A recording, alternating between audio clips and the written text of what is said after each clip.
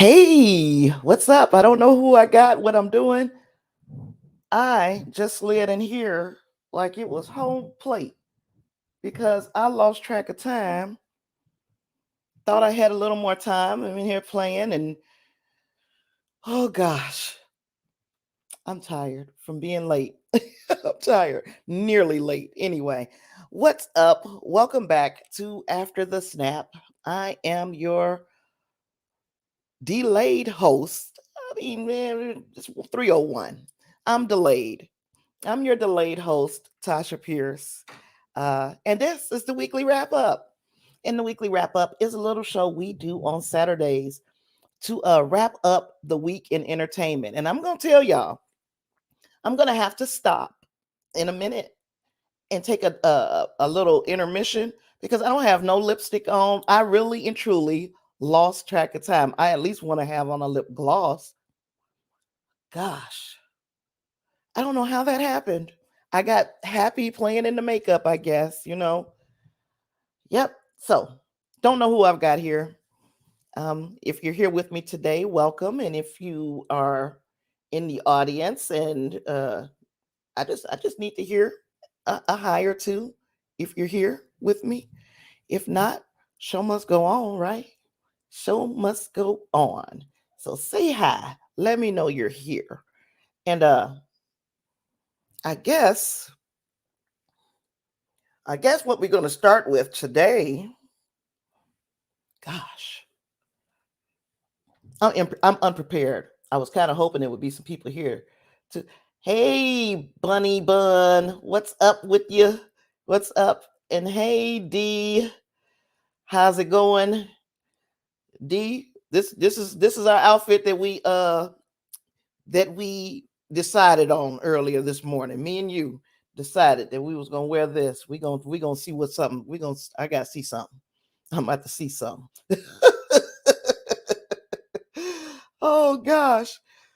So yeah, I'm not as prepared as I generally am. Oh, thank you, ladies. Thank you. That's another thing that I said I was gonna work on. A lot of times when you guys give me compliments and I try to talk my way out of that compliment. But I'm like, today I'm gonna just learn how to say thank you and keep it moving. Instead of I don't know. I don't know why compliments make you feel awkward. I don't know if I'm the only person that happens to, but yep, here we are. Latest HE double hockey sticks. Even though I started on time. Even though I started on time, barely. Uh so while I try to figure out if anybody else is going to get here, and I know that how everybody's morning was. Lysandra says she's had a long morning. I hope that is not in a bad way. I hope you had a long morning and it was, pretty much good. I am really and truly flipping unprepared. I don't know how this happened. I've been up for a while. Uh, I began to get ready rather early, and then I just lost track of time. Oh, your machine. Oh, I'm so sorry. I'm so sorry. That is still acting up on you. Okay. Well, I guess we'll start with some news that broke today, and it is coming out of Houston, where I am. Um, it's concerning that Astro World Festival down at NRG Stadium, and unfortunately, a panic in that at that festival ended up leaving 8 people dead and hundreds injured. So we're going to talk about this Travis Scott concert that went awry.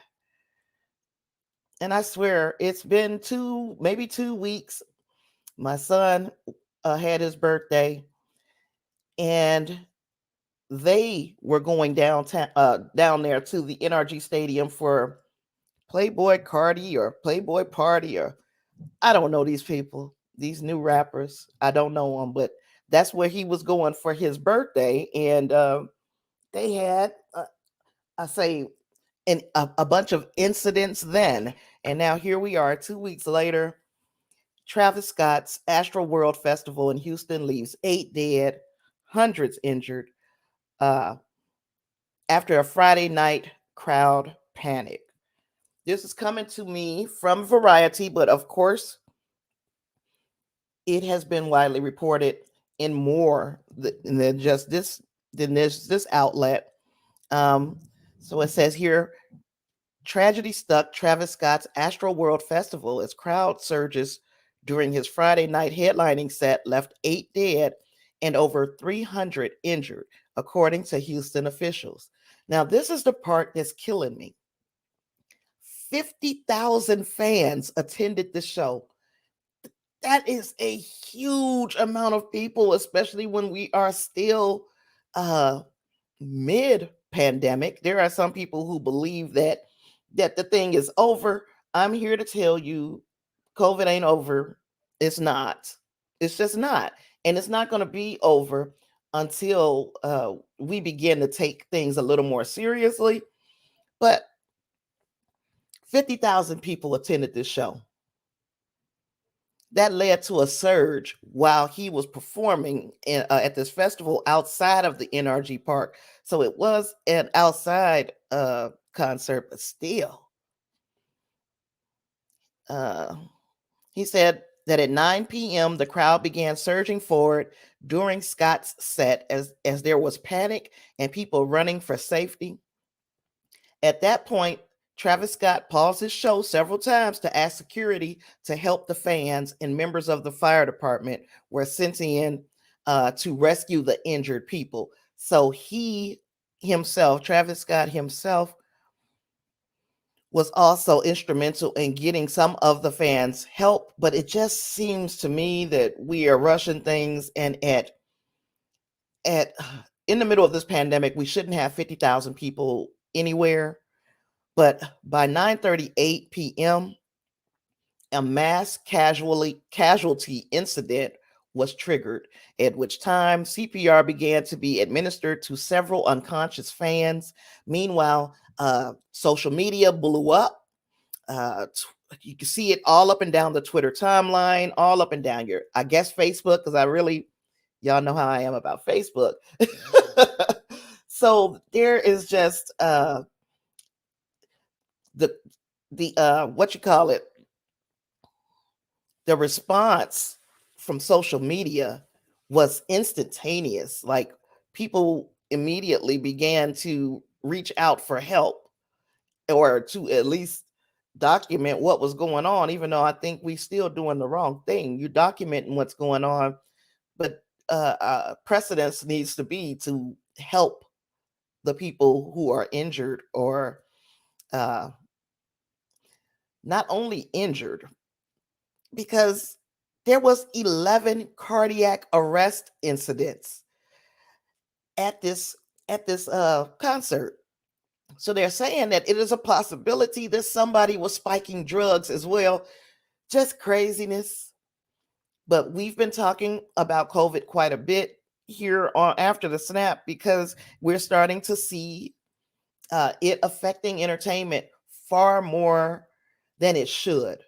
And here we are, like 2 days after we sat down and had this comprehensive conversation about COVID right here on my channel. We've got this incident, or this event, that could very well be a super spreader event, compounded by the fact that people lost their lives. 8 people lost their lives, and this is truly sad.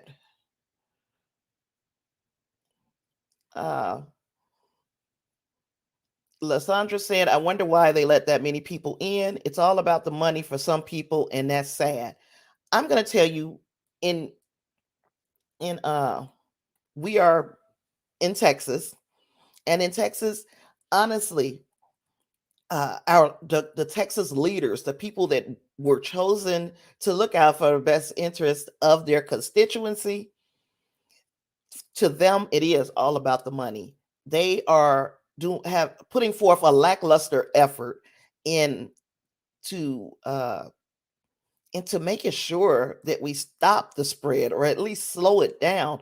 And I know they're saying, okay, numbers are going down. Yes, numbers are going down. They're going to naturally go down at a point, especially at this point in the pandemic.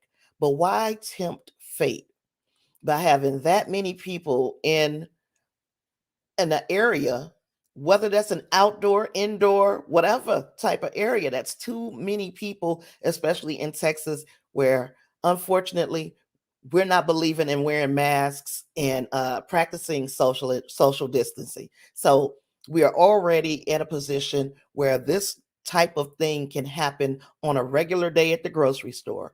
Why compound that by having 40 to 50,000 people uh, attending this concert? Now, again, this is a concert that Travis Scott puts on. He's been putting on since 2018 right here in Houston. And it was supposed to be a yearly thing. I think they're going to rethink that for next year. Unfortunately, if you were planning to attend today's events, they were canceled. Today's events included Earth, Wind, and Fire. And yeah, I'm pretty sure people my age are a little more upset because I can honestly say, I believe if you would have had a crowd of 40 to 50 somethings, that they would not have been out there wilding like that. But you never know. You never know. I'm guess I'm stereotyping the youngins.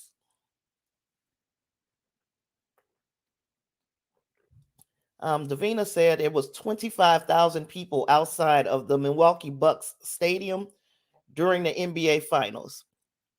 Yeah, but I mean, did they die?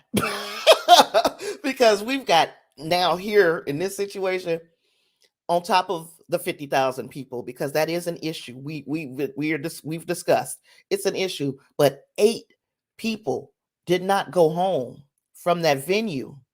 8 people lost their lives. It's over. You can't do it over. In this situation with NRG Stadium, and my son just a couple weeks ago had a birthday. So yay, birthday. And he was going to that Playboy party and that thing jumped off over there. When he came back from that concert, or what was supposed to be a concert got canceled, of course, because people didn't know how to act. When he came back, I started warning him, when stuff starts to look funky, you need to leave before anybody tells you to leave. Just leave. If it starts to look funky, leave. Reminding myself and him about the E2 tragedy in Chicago.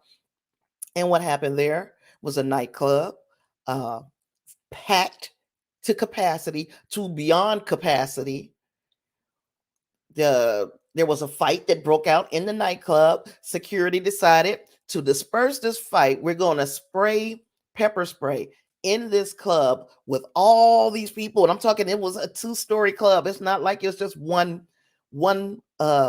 landing. There were 2 stories to this club. They locked the door after they threw out the people who were fighting. So now you got a crowd of people, just ridiculous numbers of people. You've got pepper spray in the air and you got locked doors. So what do you think happened? Those people got 22 people in that nightclub lost their lives. So I was warning my son about, hey, these types of things can happen. You need to be proactive rather than reactive. If you start to see things look funky, leave. And here we are 2 weeks later, same stadium that he went to, and we are now 8 people less because panic and some idiot, it seems, was spiking people's drugs. And the kids, these party going, it ain't even just kids. People go to these concerts and they want to get a little loose. So they are taking whatever's out there, and unfortunately somebody somebody cut a corner or two making, and I want to say it was probably a party drug, like I said. They cut a corner or two, and now these people have suffered cardiac arrest at a concert, and it's 50,000 people. How do you even navigate finding people are who are injured or who have succumbed to a cardiac arrest event or who were trampled in this melee? So shout out to emergency services from Houston for being there and for responding rather quickly. It's an unfortunate event when you have to respond, period, because this we probably should have thought a little bit better than this. Uh, and while because we're talking about this big crowd, super spreader type events, I'm going to go to our next story. And these are things that just kind of developed over the last 24 hours. They're not even part of my itinerary for the day. So just follow along with me as I talk about some of the stuff that has happened within these last 24 hours. The big story, of course, being that tragedy at NRG Stadium, but moving uh, even further, we're finding that Los Angeles, we have been talking about these these mandates going into effect for uh indoor vaccine mandates, and we are here in Los Angeles. The strict indoor vaccine mandate is going into effect on Monday because there in California or in Los Angeles, COVID cases are still on the rise. So this is coming to us from Deadline, of course.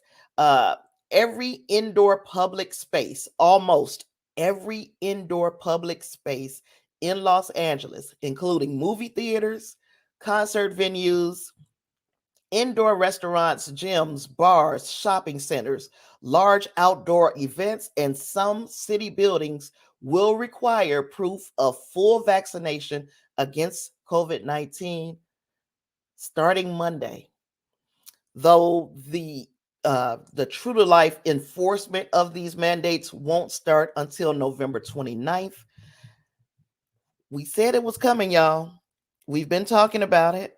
Um, this is going to be a probably litmus test for the rest of the nation to see how mandating the vaccine for any indoor venue is going to affect a business, B, the numbers, the COVID numbers. There is a lot to keep your eye on because now we know that Hollywood is in California, and if this thing goes across as a statewide mandate at any time, I got a feeling we're going to see some repercussions as it comes to uh, our consumption of entertainment, the things that we love, music, movies, TV shows. All of those things will be affected if this becomes like across the board. You are going to be mandated. Um, there's a lot of people, Lysandra says, I don't blame them. I can't blame anybody for doing something in the best interest for public safety. But again, this is something that we're going to keep our eyes on because it can affect what we're accustomed to as far as entertainment.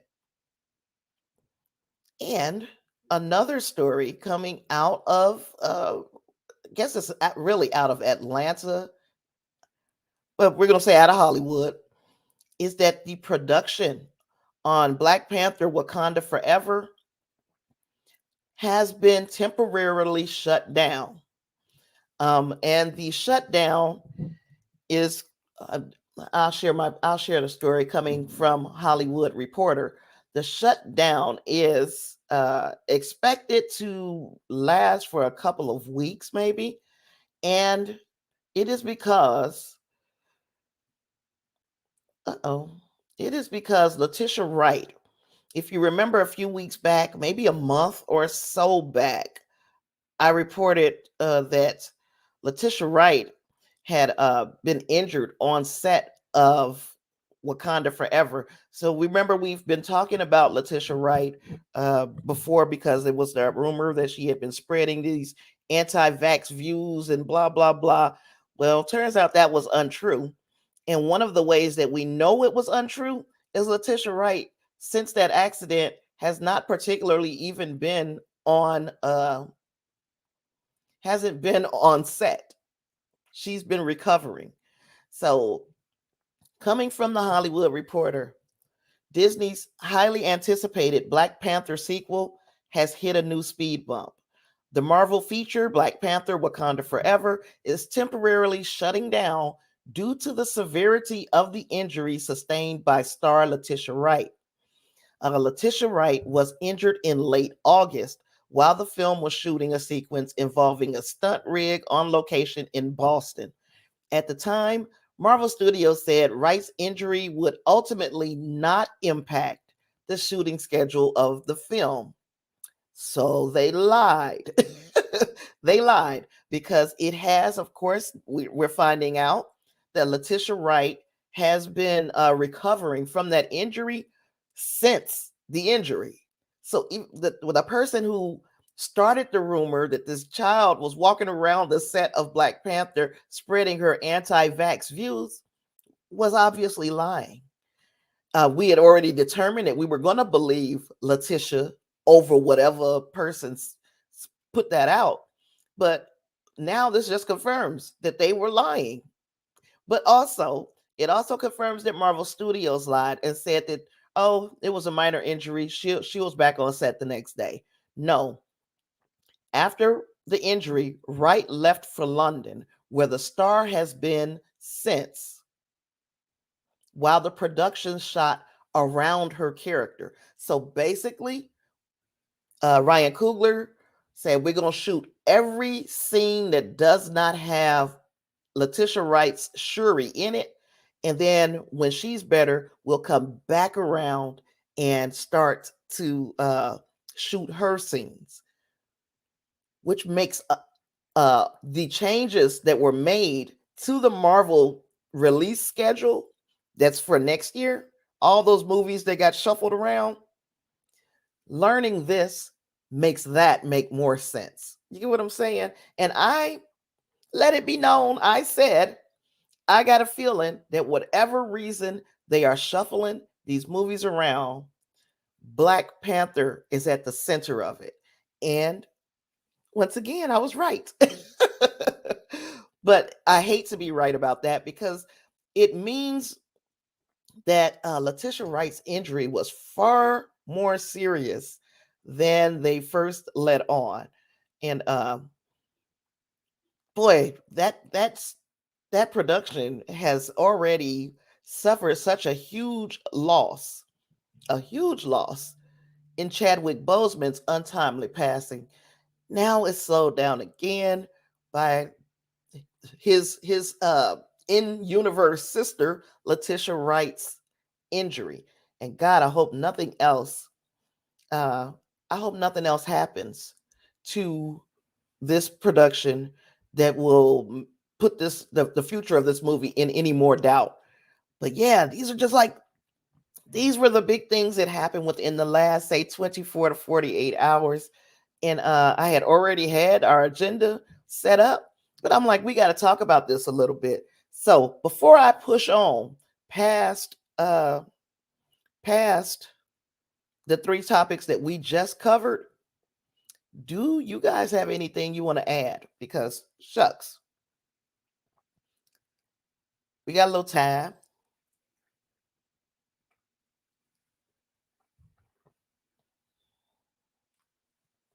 We got a little time. We got a little time.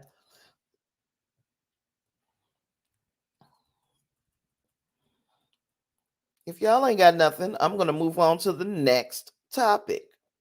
The next topic is a silly one. But remember how I was saying that did they cancel all the dates Did they cancel all the dates for what, Miss Taylor? Was we talking about the concert, or are we talking about the Marvel movies, or what's the deal? Elaborate, sister. Elaborate.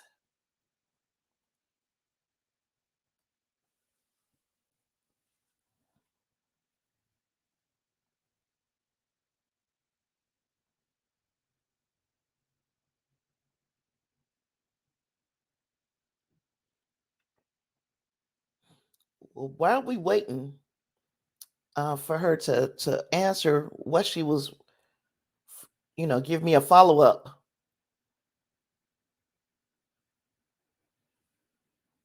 The one who got killed.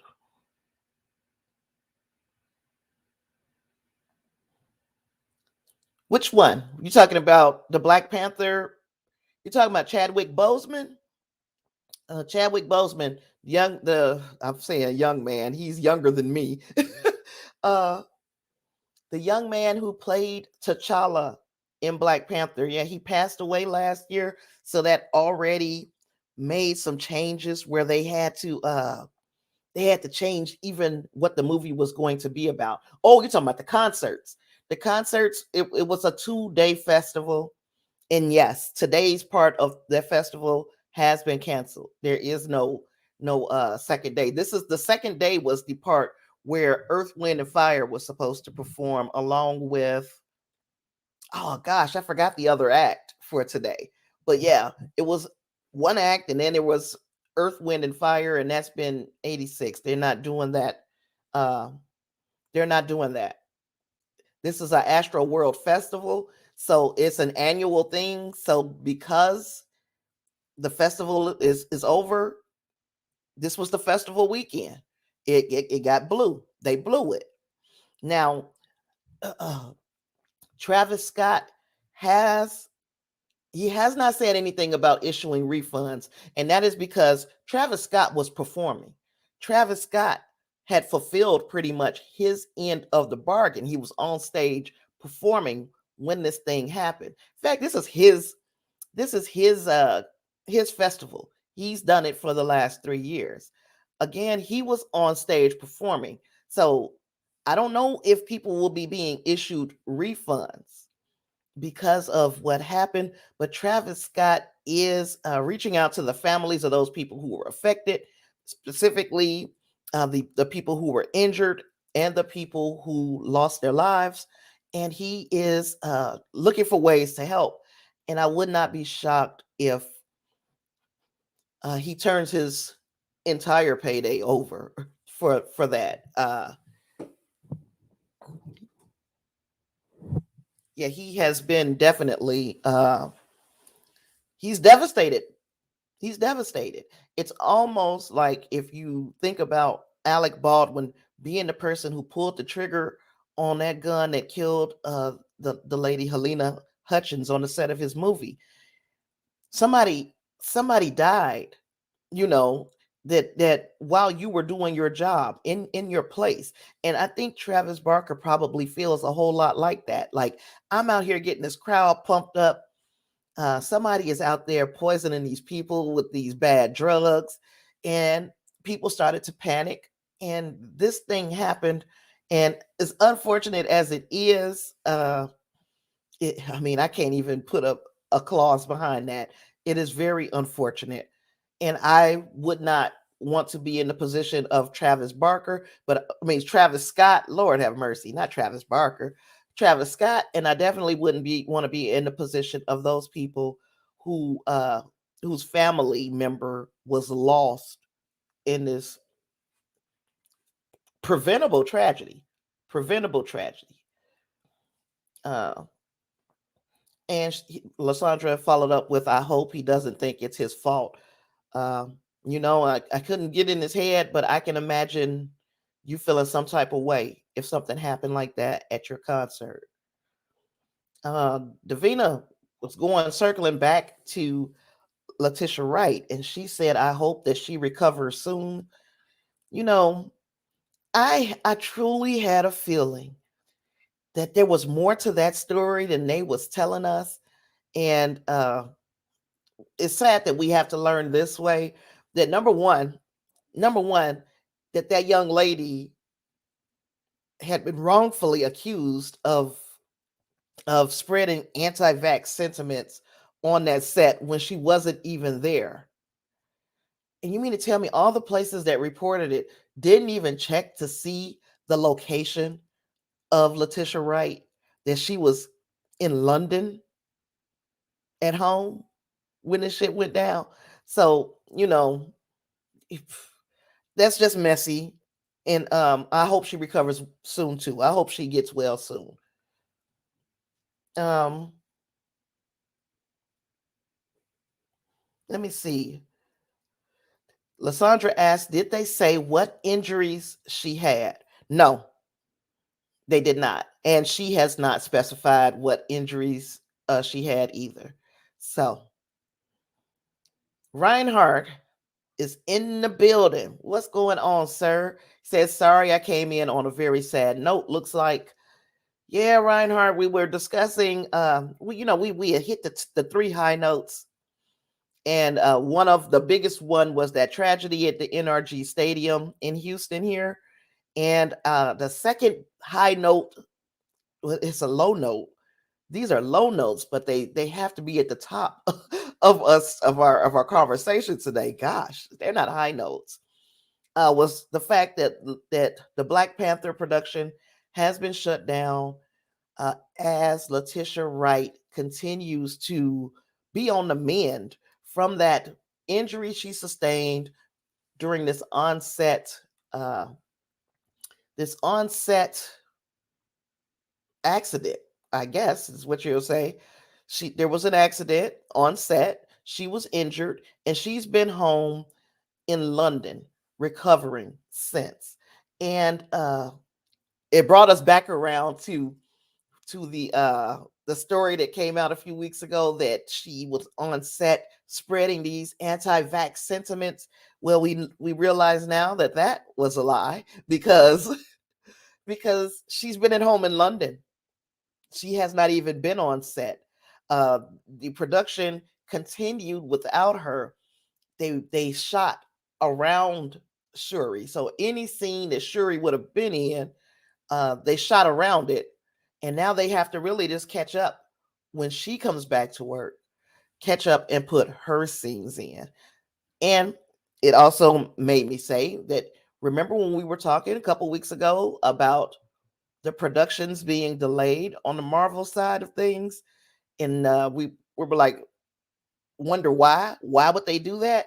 And I said, I got a feeling it's got something to do with Black Panther, and here we are. It was definitely well, I can't propose to be in their head, but it looks like they moved it because they knew that there would be a delay in finishing Wakanda Forever.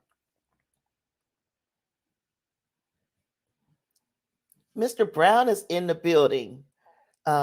He says, hope Letitia is okay. And did they say what the injury was? As far as I know, no details on the injury have been released.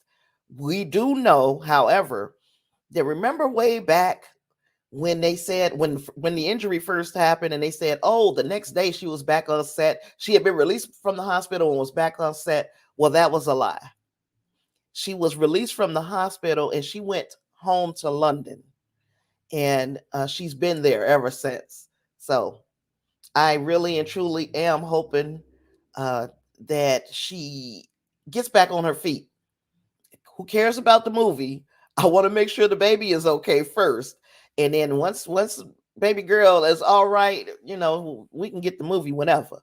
We just need to make sure that she's okay.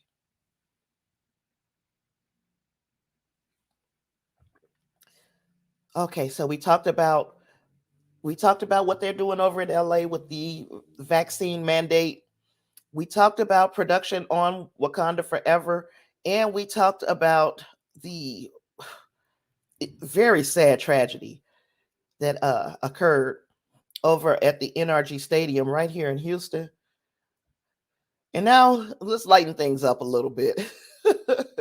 And I know nobody else probably cares about this but me, But remember, we was talking about Tiger King, and I was like, "Oh yeah, I'm getting into Tiger King too because it's just the train wreck that I've been looking for." Because the first one was such a flipping train wreck, and for some reason, this is a train wreck that I'm enjoying watching.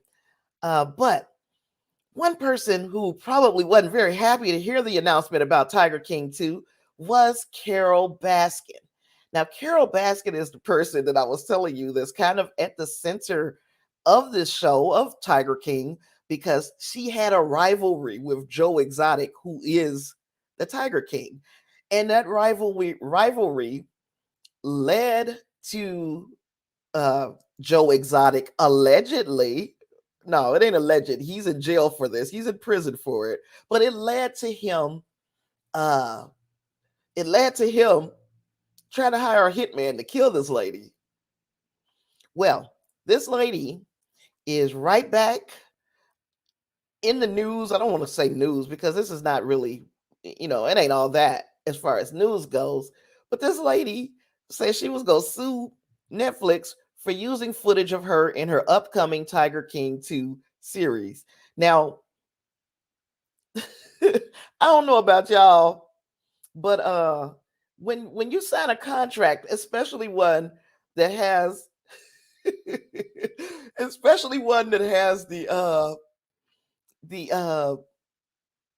extra footage that could make several more comedies of this type. And I'm calling it a comedy, even though there are some tragic things that occur in this.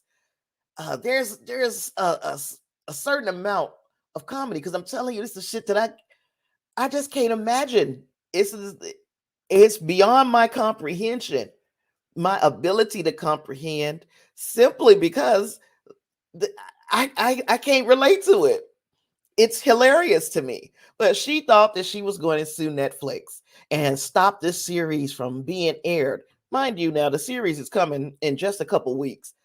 So I don't know when this lawsuit. Oh, yes, I do. The lawsuit was filed on Monday.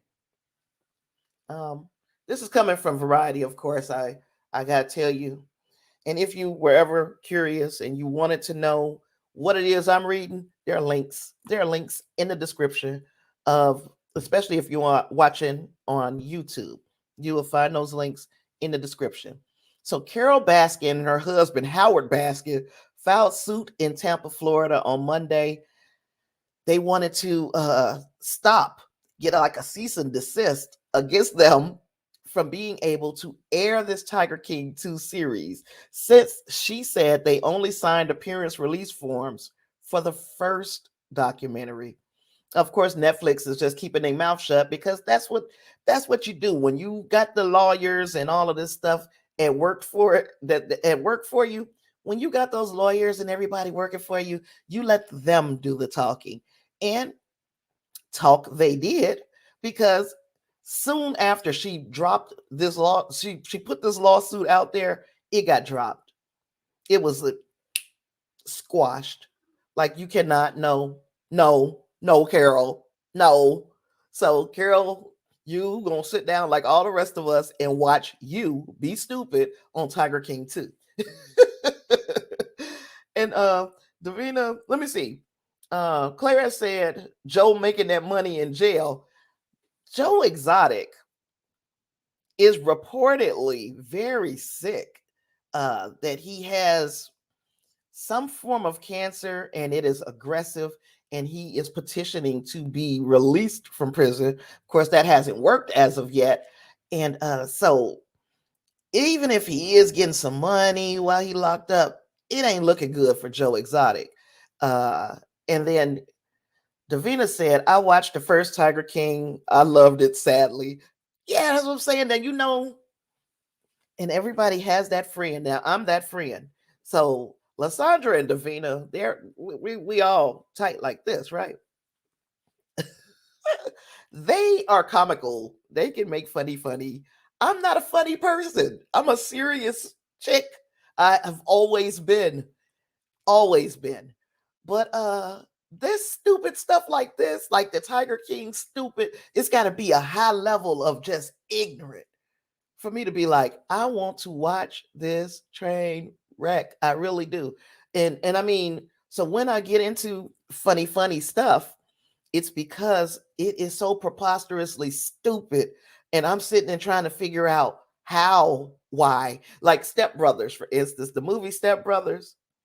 I love that movie because I'm like, how do you even think of stupid stuff like this? This is so incredibly stupid that I am in awe of the mind who conceived of this horrible, ridiculous set of circumstances. But here we are, and that's why I love that movie, and that's why I watched the Lion, not the Lion King. Why do I keep wanting to call it the Lion King? The Tiger King.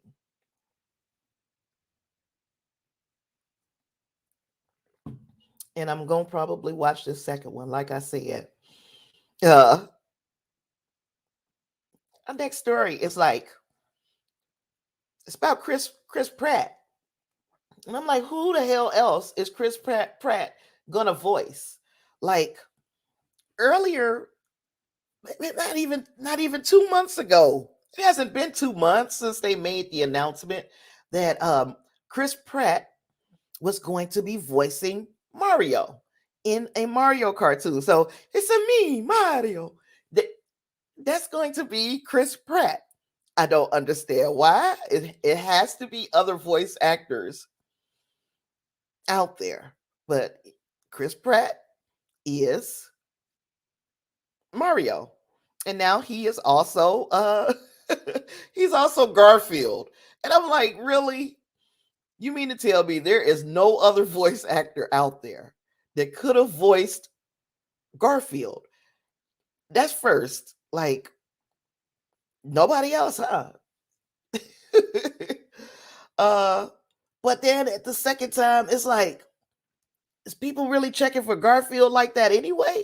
I mean, it's one thing, Mario. Mario is going to be uh part of probably the fabric of our little society for a while, simply because it's me and Mario. That's like the first video game people my age got. You know, when I was a young girl. That's how long Mario has been around. Let me see what Reinhardt said here. I got to move my coffee cup. I'm telling y'all, I was not prepared. I wasn't ready. I wasn't ready today. And I got shit everywhere. um, Reinhardt said, I got a question. When you have an open moment, I'm making an open moment for you. It's not like Chris Pratt voicing Mario voicing Garfield is really huge news. It's just the fact that it's Chris Pratt again, and voicing somebody else. And who the hell asked for this? Who wanted it? Uh, Let me see. While we waiting on Mr. Reinhardt to say what he was gonna say, we gonna listen to Davina say Step Brothers was very stupid. My children made me watch it. Boats and hoes, boats and hoes. No, baby, it's the fucking Catalina wine mixer, because those type of people are what is the most funny to me. The most funny is when a person is trying to be straight. They're playing a straight person. Their face is serious as hell. What they're saying seems to be of the most paramount, utmost importance, and it's something stupid. And that is hilarious to me. It's what did she say? It's the fucking Catalina wine mixer. Dude, I'm gonna give it to you, but if you miss me get my nut, if I don't get my nut,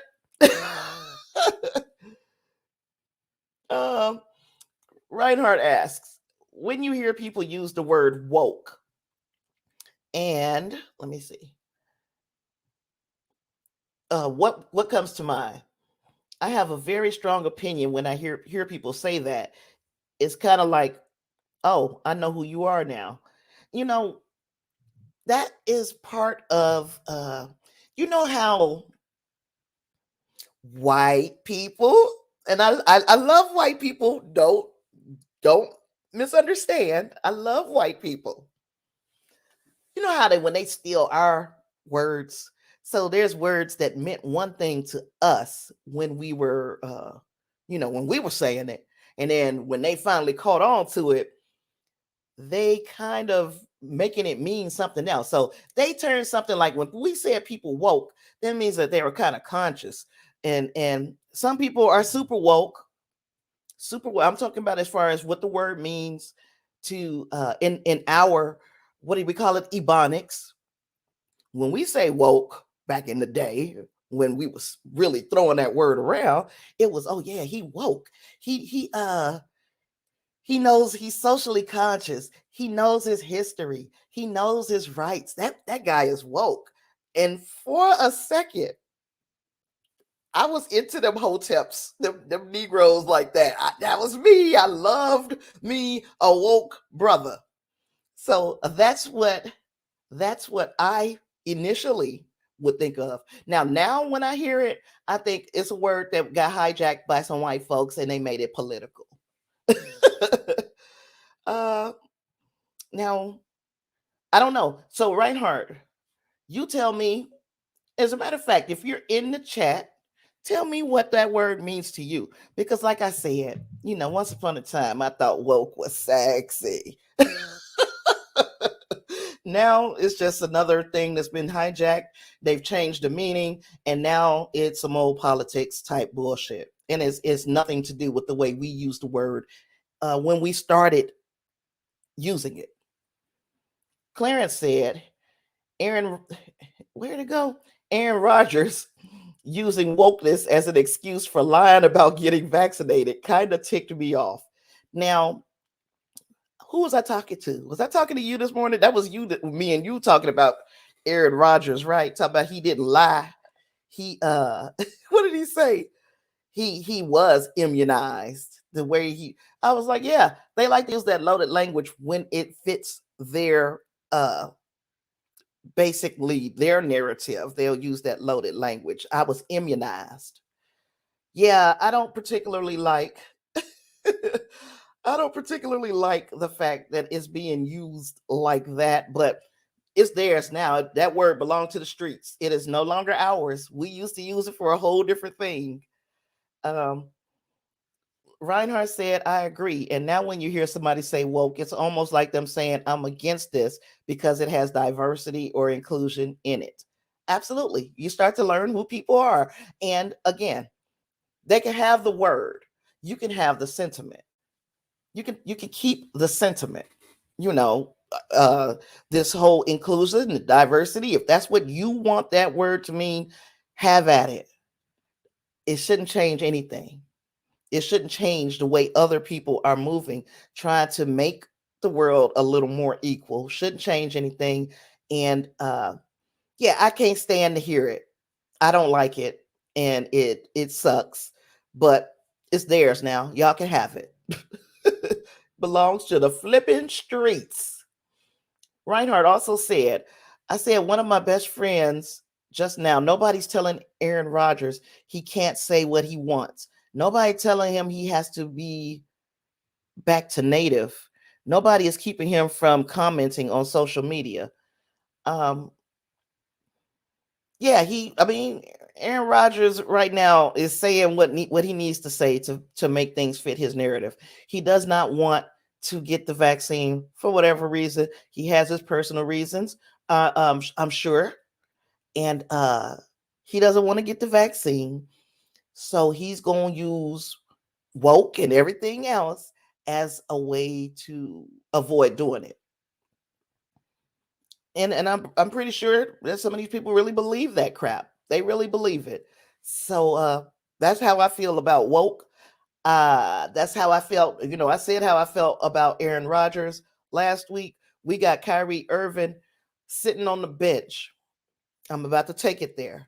And I usually do, because you have to literally be blind to not see that these two things they're not apples and oranges. They're apples and flipping apples. Because if Kyrie Irving is sitting on the bench because he refuses to get immunized for whatever reason, he refuses to get this vaccination. That's his own personal reason. He is living with the consequences. Then you have Aaron Rodgers, who all he had to do was walk in and tell you, Oh yeah, I'm immunized. And y'all didn't force him to prove it. He been out there playing in the same places that y'all say that Kyrie Irving can't play, even though two different sports, two different players. But the big thing, the big difference between them is one of them is black and the other one is white. And that makes me woke, I guess. I guess I'm woke.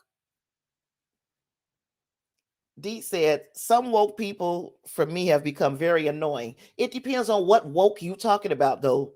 You talking about the way black people intended the word when we made that slang term up, talking about people whose third eye been woken, I mean third eye open, and they know. If you're talking about that kind of like the Hotep brothers and that kind of thing, I understand. That is very annoying. So is the other one. The other one is very annoying too. But it had gotten very annoying before. I'm telling you, Tasha, for a spell, Tasha was transfixed by men who quote unquote were woke. They was making up their own rules, and as long as they could tell me, spit some history at me and tell me how things were, how did it used to work back in Egypt? But what did we used to call it? Oh, it was some, yeah, Egypt. They had we had a different word for it when when we was woke, when I was woke back in like the early aughts.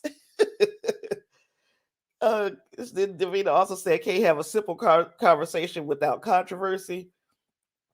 Yeah, don't even stress yourself. It's one thing to have a discourse, to have a conversation, or to have come to a meeting of the minds where I agree not to agree. I agree to disagree with you, and we can still move on as friends. All right, bump your fist and let's keep it moving. If you can't do that with these people, F them. Just cut them off. Cut them off. Now, Reinhardt said, now if you disagree with something, if you disagree with something somebody says and you voice your disagreement, you're canceling them. Ain't that stupid? No, I feel like this. I feel like this. It's got to be like the group think. So if the people that are right here in this chat, in myself, if we said together, like if I'm in the group and I tell you, yeah, Davina used to hang around with us, but now she started doing X. So now the fact that I disagree with something that Davina does or that I said that she does, you even got to prove that she did it for real. I'm expecting the whole rest of the group to turn against Davina. If you don't fight your own damn battles, we are adults at this point, and it's adults that's doing it the most. We're adults at this point. If I don't like something you do, I know how to navigate around you. You know what I'm saying? I don't have to be in the same places. I don't have to go and listen to the same things. And if we got mutual friends, when they come walking up, bringing you that bone, because we all got friends who do that shit, who bring you some bad news, be like, leave, I walked away from that situation for a reason. So don't bring me any information about that person. Y'all can come to that kind of conclusion, but no, now you want to gang up on people. The entire group got to hate somebody because you don't like them. Lysandra said it's some bullshit. Yeah, that it is. And Davina Lark said, Davina Lark, I said your whole name, girl. Aaron lied, and that's it. Yeah, he's a liar. And like I said, he is still playing. Well, I don't know now, but he played all them games without being vaccinated.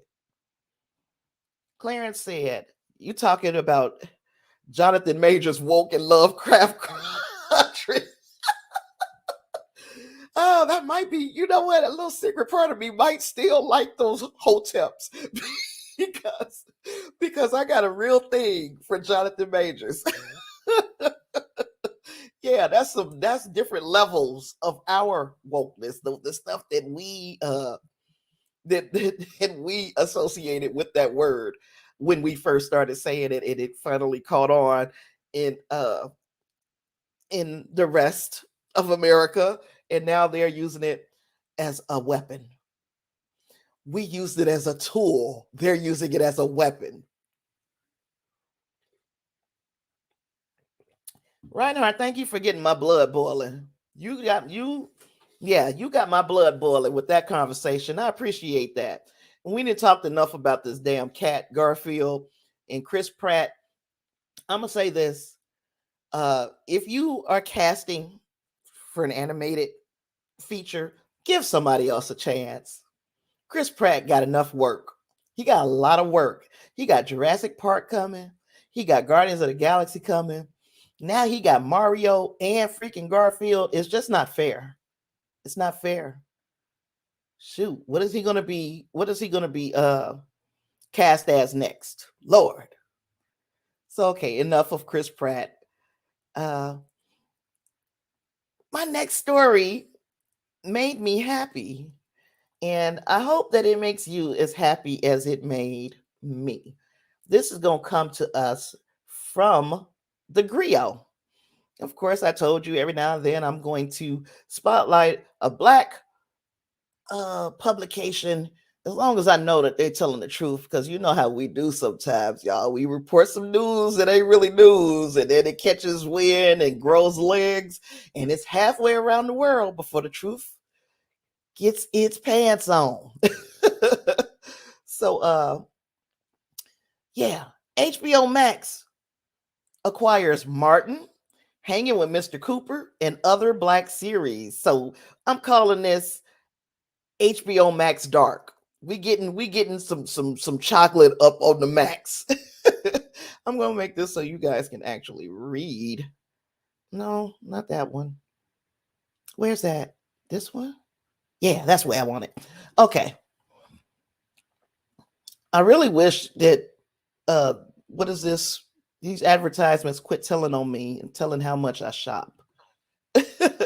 So yes, you are going to be able to watch several of the 90s era black sitcoms: Hanging with Mr. Cooper, In the House, The Jamie Foxx Show, Martin, and The Parenthood. So we getting all of that on HBO Max, and uh they are also there was a show called something about David. I forgot the name of this show. Let me get to the name of it before we talk about this a little bit more.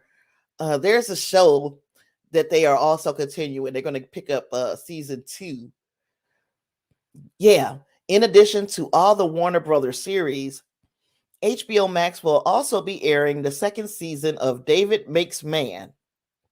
The show premiered on the OWN network and won a 2019 Peabody Award. So I don't know, like what the story is about. Matter of fact, it was about to tell me. Season 1 of the series follows David, a teenage prodigy played by Akili McDowell, who finds himself code switching between his life in the projects and his life at a magnet school for gifted kids. So season 2 aired on OWN this summer. It's going to it shows David as a grown man and a rising businessman, and then he'll be played by Kwame Patterson.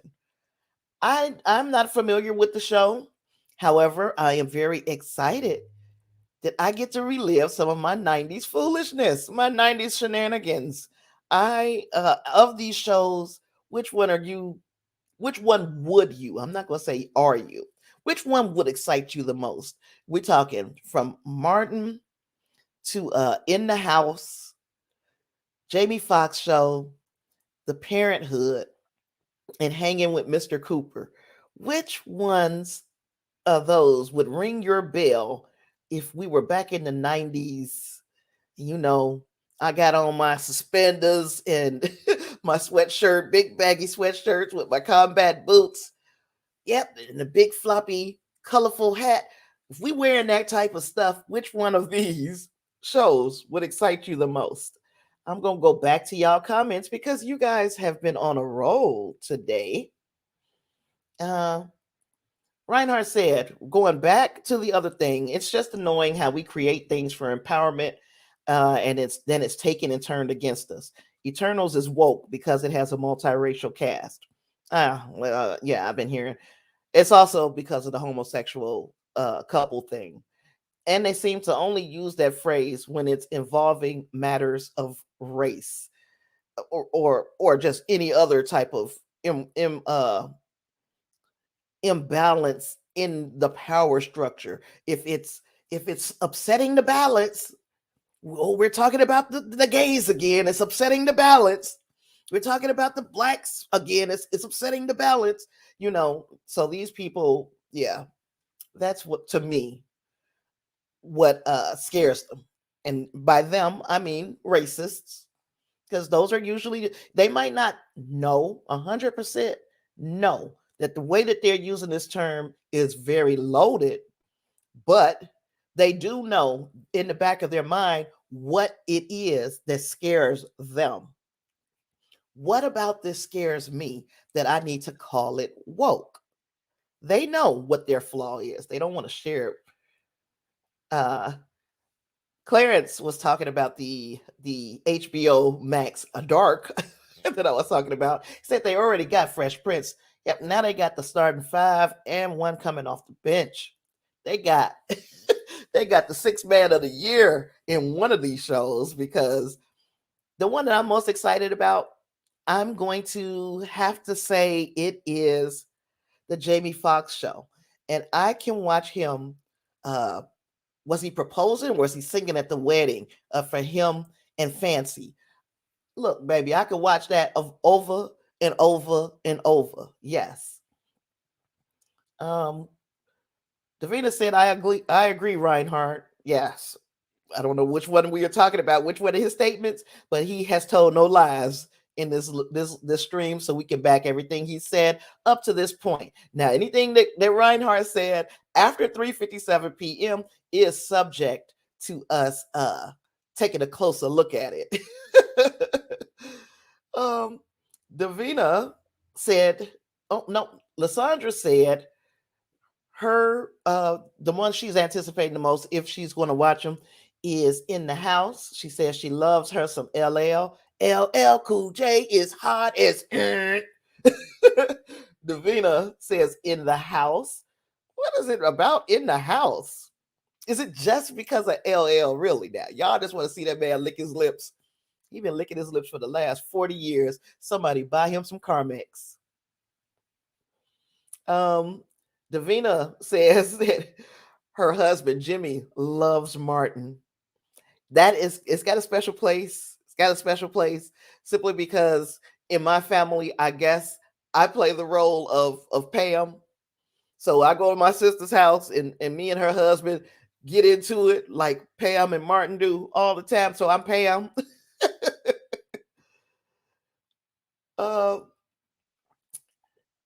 Reinhardt said, Joshua, there are a number of YouTube channels that masquerade as movie review channels like yours and masquerade as gaming channels when they're really just against diversity in anything. I know. You're right. There was a video game that came out that featured one of the main characters as gay. It's woke and they ruined it. Or there's a game where you can make your own characters look like you and they're just appealing to the special interest, and it's woke. Drives me crazy, but that's all I got on that. But let me tell you, when I realized that that anything that you there's like a racist, and I'm gonna call it what it is. There's a racist version of any genre on any subject that you want to watch. And the racism, I would say prejudice version of anything, because I used to watch this YouTube channel before I realized just how bad it was. And it was about Star Trek. So this was now I get to fangirl for a minute. So y'all know, and I mean, Dee can tell you probably better than anybody. She's known me here the longest as anybody in this chat. I have always been about that Star Trek life. I was a little girl. We would be playing outside, and I'd be like, "Ooh, I got to go inside for a minute." And they finally found out that I would go inside to watch Star Trek. like a 57-year-old woman when I was probably 15. So, okay. When I moved here, I ain't had no real friends. You know what I'm saying? I don't know. The ones back home is different. Um, and I needed somebody to talk about Star Trek with. So that's how I found Clarence and discussing Trek. I found them on my quest to find somebody relatable. No, I don't always have to agree with you, but I at least have to see that you're coming from a pure place. Before I ran into Clarence's and his friends on discussing Trek, there was another channel, and I can't remember what the name of it was. It was Midnight something. I was watching them on YouTube. I got so incredibly discouraged because it started off, I thought they were just Trekkies, just like me. And then I started noticing that everything that they said was very negative.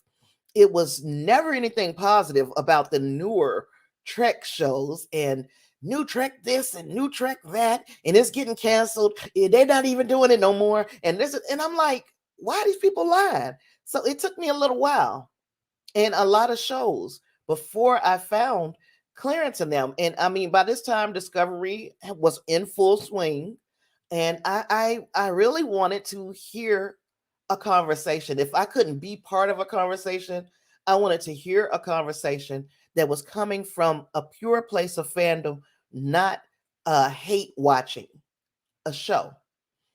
And that is when I learned that anything that you're looking for, I could be looking for somebody to put their makeup on and watch them do their makeup so that I can learn a technique. And you can find some garbage in that.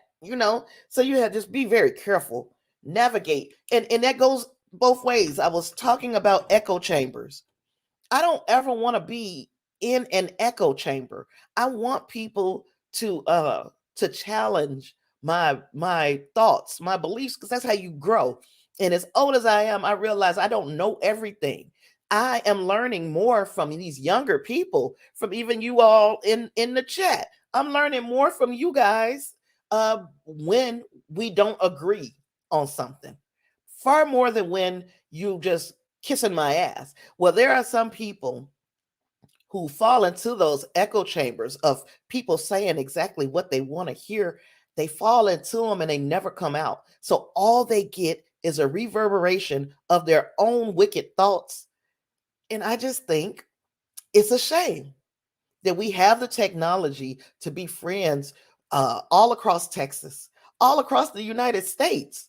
We can make friends who challenge us, who in some areas believe in and agree with us, and in other areas ain't afraid to check you when you're wrong. But instead, we fall into these rabbit holes.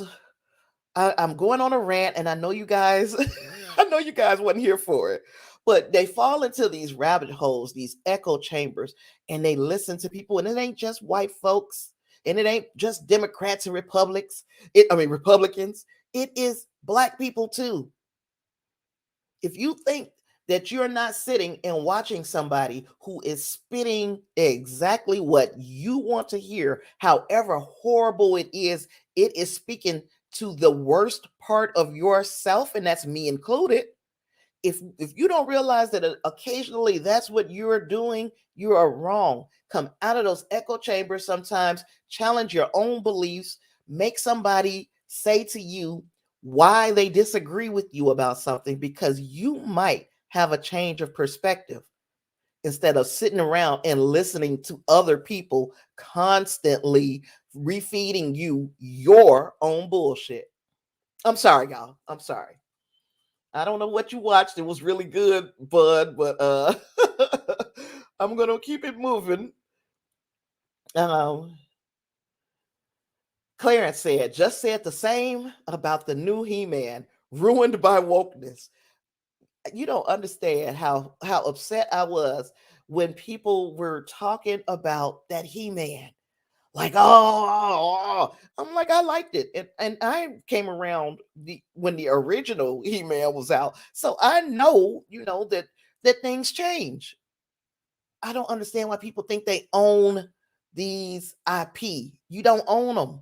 They can do what they want with that shit. Star Wars and Star Trek Discovery 2, Claire said. I think you were saying that like as I was going on my rant. We thought about it at the same time. Oh gosh. They said, and I'm missing the context behind they said, I don't know. Or was it because they said ruined by wokeness? Yeah. Claire's also said a lot of YouTube channels are getting popular by rebelling against diversity. Yeah, all money ain't good money. Now I'm going. I say all money ain't good money, and then I'm gonna tell y'all what I did today. Me and Davina were talking this morning, and I was like, I was talking about a young man, and I won't say his name because I do like his channel and I like him as a YouTuber. He looks like he rolled out of bed. Every single time. Okay, here lately it's gotten better, but like for like maybe a month or 6 weeks, I guess the man was doing something. He was like going through something. So I was like, wow, is he gonna ever like pick his hair out, go get it cut again, or get his face shaped up? But what difference do it make the way he's sitting there looking? I'm going to watch him anyway because I like to hear his perspective, even though we do not agree all the time. I listen for his perspective, and and I guess I did do it. I said to myself, self, if you got up, if you rolled right up out of that bed over there and jumped on camera, people, I got a group of people who I know will watch me. Y'all gonna watch me because y'all done seen me at my worst and my best coming through here looking a hot mess sometimes. But then I was like, when I want to grow, how do I grow? Davida said, sex sales. I said, you know what? I'm gonna see something in just a minute. We gonna sell it. And I know all money ain't good money, but I'm just trying to see, what that double standard looked like. Okay. Anyway, I'm sorry. Reinhardt said, go ahead, say what you got to say. I must have been in the middle of my sermon. I missed it. And speaking of sermon, Clara said, preach. Angus Osano, I didn't know you was in here. He said, I'm here by choice to hear what Tasha has to say, echoing or not. Sometimes an echo is a good thing. Sometimes. Reinhardt said, oh, thank you so much. Oh, that must have been when I was saying anything that he says after 357. We're not gonna we're gonna have to scrutinize. 357 was your cutoff on 100% truth. But I think you're a truthful guy, Reinhardt. You got me fired up though today. I don't know why you wanted to come in here and start that mess with me. I got on the soapbox and I don't know if I can get off. Oh, and now Davina is back masquerading as her husband because her phone died. That's okay, girl. As long as you came back to join us. You missed a rant, though, girl. You missed a rant. One for the ages. My next topic that I wanted to talk about. Now, I told them at the top that I was going to have to take a little hiatus, a little intermission today. For about 10 minutes. Not just this second, though, but I am going to have to stop for a minute to get something done. Besides putting the lip gloss on. I know some of y'all heard me say I'm sitting here all made up and then put no lipstick on or no lip gloss or nothing. And that was because for some reason, 1 o'clock felt like it went by in 15 minutes. And before I knew it, it was already time to sit down. And I hadn't done that. Tyler Perry. Now I don't know if a lot of you remember. Tyler Perry was talking about his production company and how he had done these expansions and made some new sound stages and the sort, and he was asked why he doesn't hire other people to do some of the work, like to produce and direct. Why is he he's so controlling over his projects or his projects that he doesn't give any control to anybody else. He's very particular, but they're saying, as you move on, um, as you move on, do you do you think that you should be giving other people an opportunity to shine and grow under your tutelage? I guess that's my nice way of saying it. Well, I think that conversation spoke to him because it is saying that Tyler Perry is ready to let go. He's ready to cede just a little bit of control in his empire. And he says that his plan is to relinquish to a lot more directors and writers. He's one of the most hands-on directors, producers over his projects. And he's had this studio now for 15 years. 15 years. And after 15 years, he's saying, I'm ready to share the workload. And that's a good idea. I mean, I'm not mad at him. I'm happy because it would mean giving some people who would typically not get an opportunity. It would mean getting an opportunity, and I think it is admirable for him to understand what those people were saying to him when they said it, and to start implementing change based on that conversation. Again, coming out of an echo chamber, because all he's probably heard over these past 15 years is how great he's doing, but not how he is stifling others by not giving up a little bit of the control of some of these projects. Nobody's saying that Tyler Perry cannot be uh, still very hands-on. One of those types of production companies, like they say Marvel kind of gets a stranglehold on its directors, and DC truly interferes with the directors. So I think that he should have um, a middle ground where he says, I'm giving y'all control, but I do want to have my say over the final project. And I think that it's a good thing. I hope that he is sticking to what he said, because what did this man say? Um, for 3 or 4 more years, he's going to be the volume guy on his productions, meaning most of his productions are going to be written and produced by him, written and directed by him. I still honestly believe that that is a mistake. They were talking about him not having a writer's room. So, again, when you are in an echo chamber, when all you keep hearing is, oh, your shows are great, your movies are great, that you're not hearing the dissenting voices, the people who have something opposite of that to say. So you keep putting out the same thing. I am going to stop sharing for a second and head over because I see your comments are piling up. Um, said, I think you have to look at his background. I'm hoping some of the dialogue will be better. Um, you talking about Tyler? Yeah. And Reinhardt says, good for him. I admire Tyler Perry a great deal. I'm not a huge fan of his movies, but I do admire him and I'm proud of what he's created. I echo those sentiments. Look at that. That word echo just keep coming back. Lord, like an echo. I didn't even try to do that. See? And Lysandra says it will be very interesting to see who he will get. I'm gonna look through here. So I read this, but this came out on the 1st. So that's been almost a week ago. I don't remember. I do not remember most of what I read, and specifically because y'all know how I feel about Tyler Perry's movies. If you don't, I'm not a fan. But Tyler Perry, seems to be a good dude. He seems to be a good, solid man.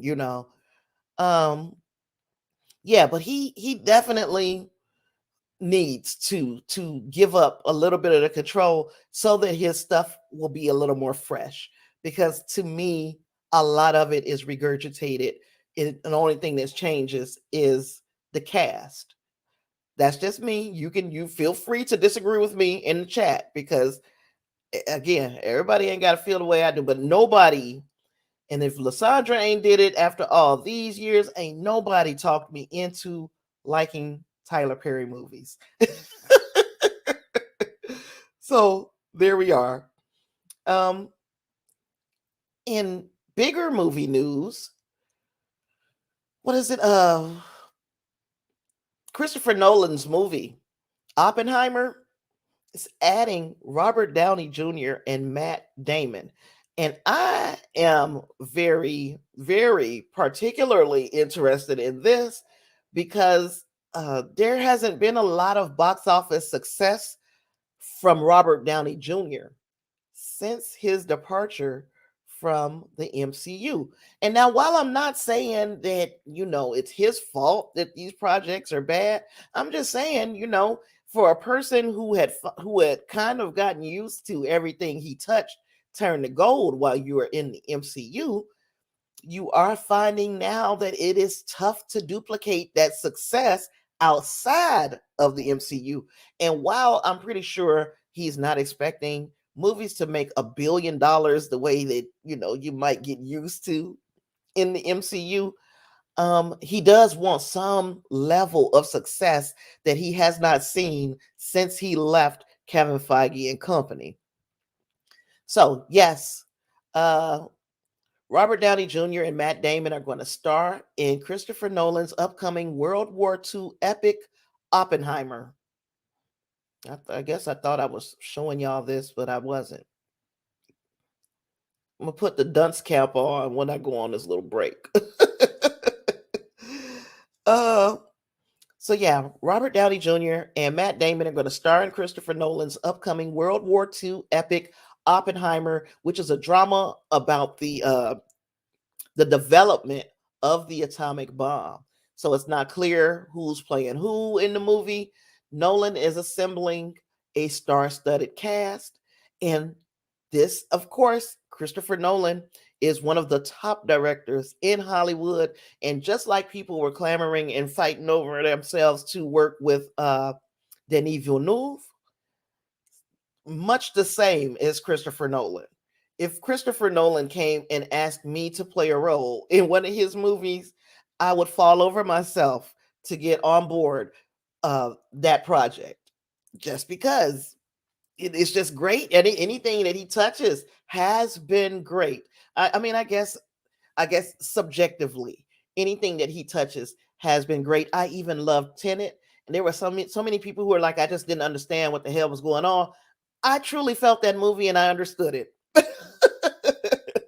So, yeah, we don't know who was playing who. We do, except for Cillian Murphy.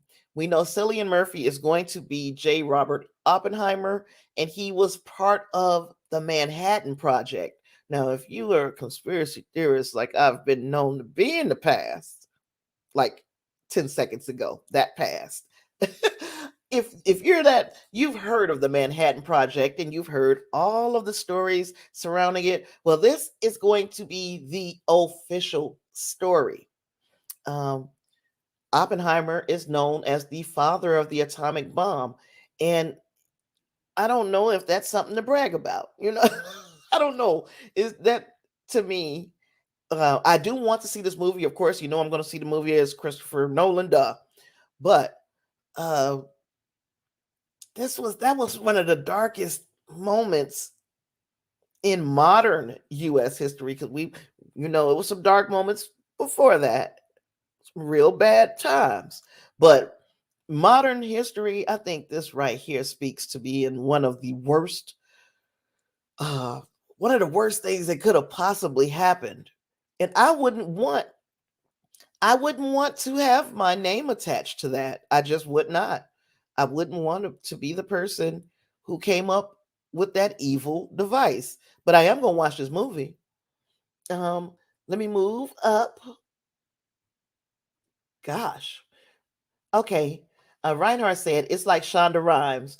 I love her show Scandal, but I had to stop watching after a while because there was not one decent character on the show.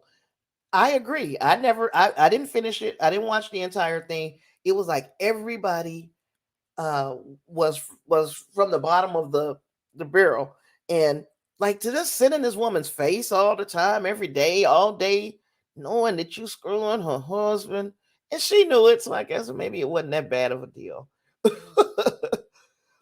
uh, Now shoot, that does have a writer's room, and I've never watched Grey's Anatomy. I wish the first season of How to Get Away with Murder. Oh, you watched the first season of How to Get Away with Murder, but I also admire her a great deal. Same. Shonda Rhimes has a has a formula that works for her, and her formula is usually it's usually conflict, like a whole show built around conflict. And while that can be entertaining for a year or two, over the long run, it's just you start to internalize those things, and I don't want that on me. I'll take Star Trek. Thank you. um, Lysandra said he should have stayed Iron Man. Well, I understand. That's like somebody going, you got a job and you going to work every day and you get a promotion and you might not do as well in that promotion. People say you should have stayed a cook. Well, where's the growth in that? How do you learn? How do you move on? Uh, how do you keep from being pigeonholed? I get why he wanted to move on. Plus, Robert Downey Jr. is older, like way old. And while we, as people who have been watching him for over 10 years, he's getting older as we are. So, he don't look as old as he is because we getting older. But when you start bringing in younger people, they like, why is this old man playing Iron Man? And it was the same conversation that Davina and I had. We were talking earlier this week, and she was like, she said something to the effect of she wanted Wesley Snipes to play Blade. And I'm like, he too old. Wesley Snipes is, what is he? Is he about to be 60? He's too old. Because he can't play this role for 5 years at the age that he is, and us to believe that he's a vampire that doesn't age like that. No, we're not. That's just not realistic. Uh, should he get a role in the movie? Yes, of course he should. But should he play Blade? Hell to the no. He's too old. And Mahershala Ali is going to do a fine job in his place. I'm not the least bit upset about Blade being recast. Okay, and then Angus says it needs to not shy away from the horrors of Hiroshima and Nagasaki. And when I say horrors, if you're gonna do the movie, you might as well do it right, Angus? It's like I got a feeling that he is about to traumatize me with this movie. However, it's a traumatizing subject. It is not Oppenheimer to me, with all of his greatness and everything that he has uh, contributed in the world of science. The A bomb to me was his darkest moment. And I would like to see that brought about on screen by somebody who takes the level of care that Christopher Nolan does with his subjects. Lysandra said, I'm watching Blade now. Oh, good. You're getting into the old stuff because the new stuff is coming, and it might be a couple years away, but you know it's coming. Clarence said, "I'm loved Olivia Pope. I'm sorry. Look, in the beginning, I loved Olivia Pope with her all white wearing ass, staying clean with all white on. It just never ceased to amaze me how that lady was cleaner than the Board of Health.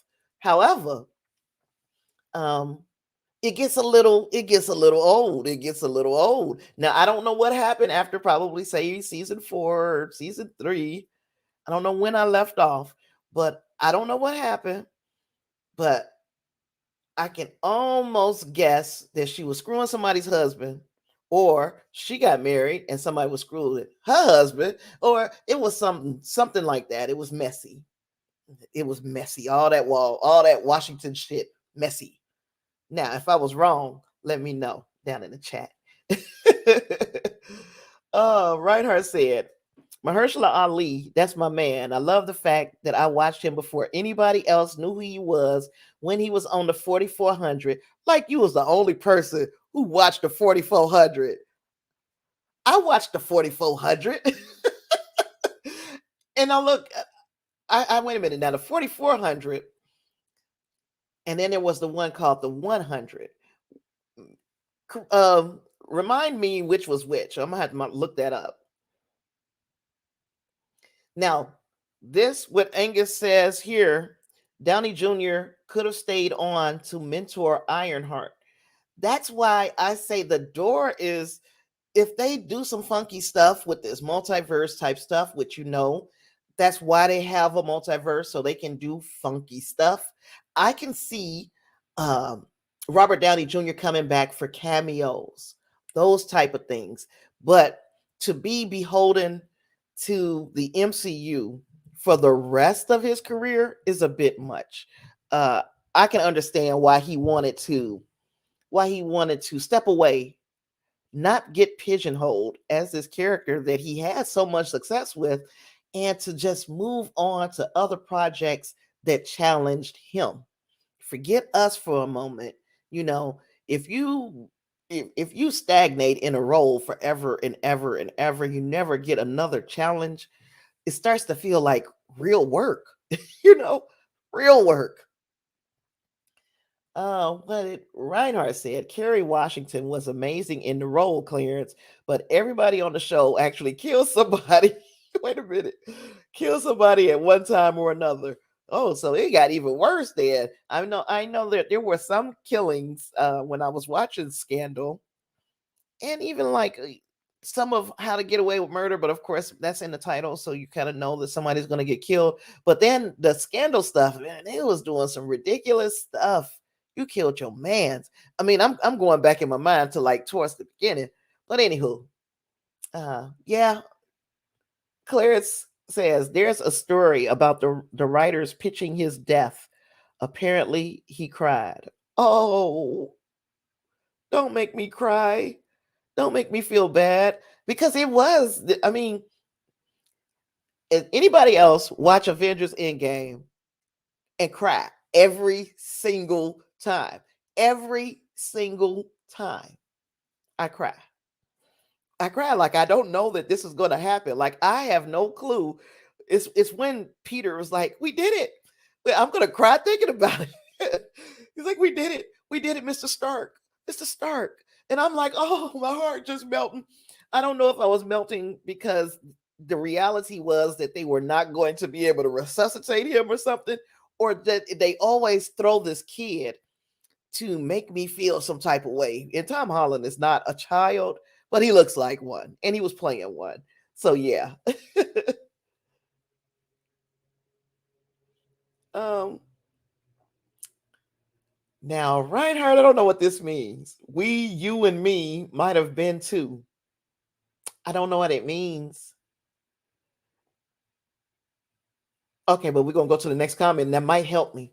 4400 was when 4400 people who had gone missing from different points in time all came back to Earth at the same time with special abilities. The 4400, was that the one with Omar Epps? Or was it the 100 that had Omar Epps?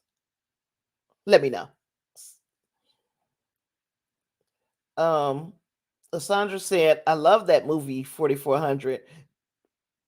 Wait a minute, because I know there was a TV show, and I'm thinking that's what you're meaning. But was there a movie too? Let me know. Let me know. Uh, Clarence said, agreed, Angus. Sort of like the Chernobyl show did. You know what? I did not have HBO Max when that was a thing. I'm glad you kind of reminded me of that title because if it's still there, I would like to visit it because people said that that was a very heartbreaking show as well, very realistic and all of that. And you know, some things you do have to give an opportunity and watch because even though you know it's going to damage you, because you'll remember that years later. So to me, I'm gonna be emotionally wrecked behind Chernobyl and behind this Oppenheimer film. I can almost bet it. I'm gonna be emotionally wrecked. However, in 10 to 20 years, when they are trying to talk us into doing this same type of thing and why this is the only way to go, we gonna have that in the back of our minds because it's horrific. Those that type of warfare is horrific. But anyhow, um, Reinhardt said that me and I cry. That's me, and I cry pretty easy. And when he died at the end, I didn't cry. I got. I was kind of. It was kind of an anticlimactic moment for me. Man, I cried like a whole flipping baby. But before that, I might have cried through that movie a couple of times. The big punk that I am. Yes, I cried. So you said the one with Omar Epps was the 100. So that means the 4400 was way back. 4400 was way far back, right? And then he said Clarence and Angus Chernobyl was amazing and testify or terrifying at the same time. And uh that's what I heard. I heard that it was rough and I do still want to watch it because those are very important kind of period type shows and I think it's a good idea to see what the offering is, especially when it's acclaimed the way these were. This show and this and that what you call it, Chernobyl and this Oppenheimer movie that the way it is being hyped up.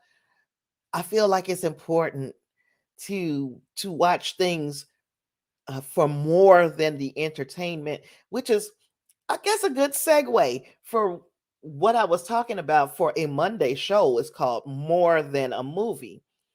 And in that, on that show, I would like to cover things that are, kind of situated in fact, not 100% fact. Like, for instance, if it's a documentary and it's a point of view documentary, I'll cover that because they are saying that it is true, you know? Or like the movie King Richard.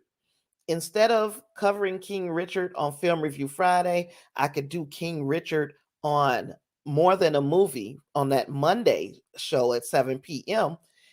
That way, I can still talk about the entertaining one on Friday and still have an out for those movies that are based on true stories that I also kind of want to dip my toe into. So you guys let me know what you think about More Than a Movie, but shows like Chernobyl and this movie Oppenheimer would be prime candidates for that segment, that show that I would do because it is more than a movie. It's truth. And I don't know, I get super excited. I sit up at night thinking about this shit. um, I got one more main topic. And I mean, again, I'm having fun. We're talking off topic while we're talking on topic, and that's all good to me. Oh, and Davina has asked me, do we not get black movie trivia today, ma'am? I'm gonna tell you, we're gonna have to come to that in just a minute because I told y'all I don't know what the hell happened. I usually have it selected and auto scheduled to get posted and all of this stuff. And today, I just got into myself. I just was in the mirror. It felt like it was 15 minutes and it was really a flipping hour. And here I am, unprepared. It's coming. It's coming. Now, Angus says in Titanic, when the poor mother puts her children to bed as the ship sinks, whoo, because there's no lifeboat for them. I cry every single time. Yes, yes. And it Titanic will destroy you as well. Just the simple fact that this band continued to play as the ship went down. And there was crazy things that just the caste system, the class system.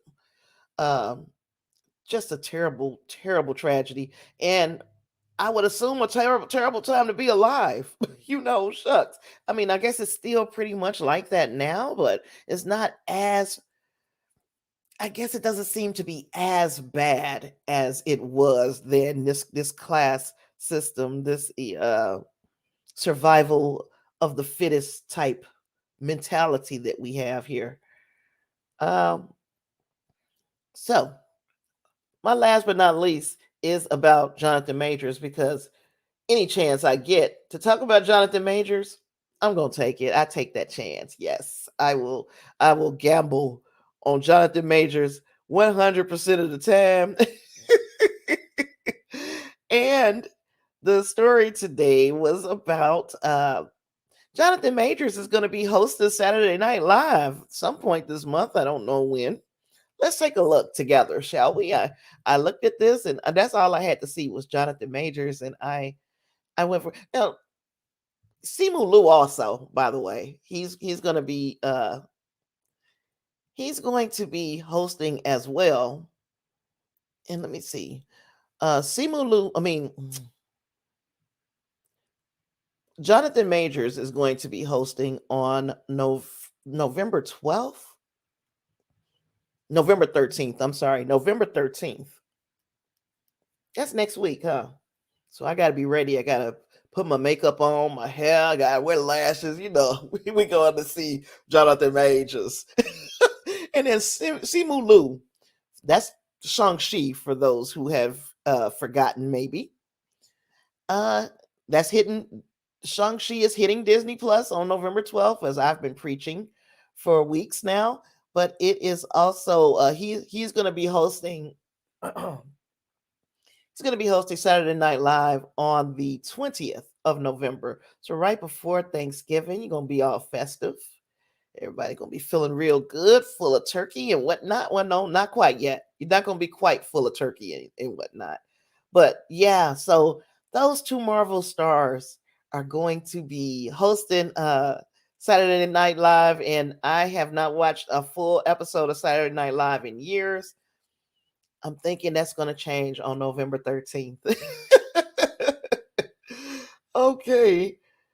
And I don't want to sound like one of those people who will stalk the hell out of Jonathan Majors. I won't, but I might, but I won't. Reinhardt said, I watched The Harder They Fall. I was in love with that movie. Uh, I know you already talked about that, but I just had to throw that in there. We can come back to it on the other end. I'm going to read through the comments, and then we'll swing back around to The Harder They Fall. I've got a little bit of trivia for you guys. The thing that Angus just brought up in Titanic with the mother and her two children. The actress is Jeanette Goldstein, who also played Vasquez.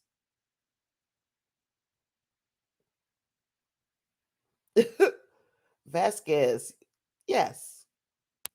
I'm trying to remember who's Vasquez. Um, if you haven't noticed, for the last few days, specifically starting Friday. Yesterday was Friday, wasn't it? See what I mean? I have been having the most severe of brain farts, uh, blonde moments, and I have been forgetting little shit that I would typically remember right off the top of my head. I hope I'm not losing more brain cells. My son has told me that, mama.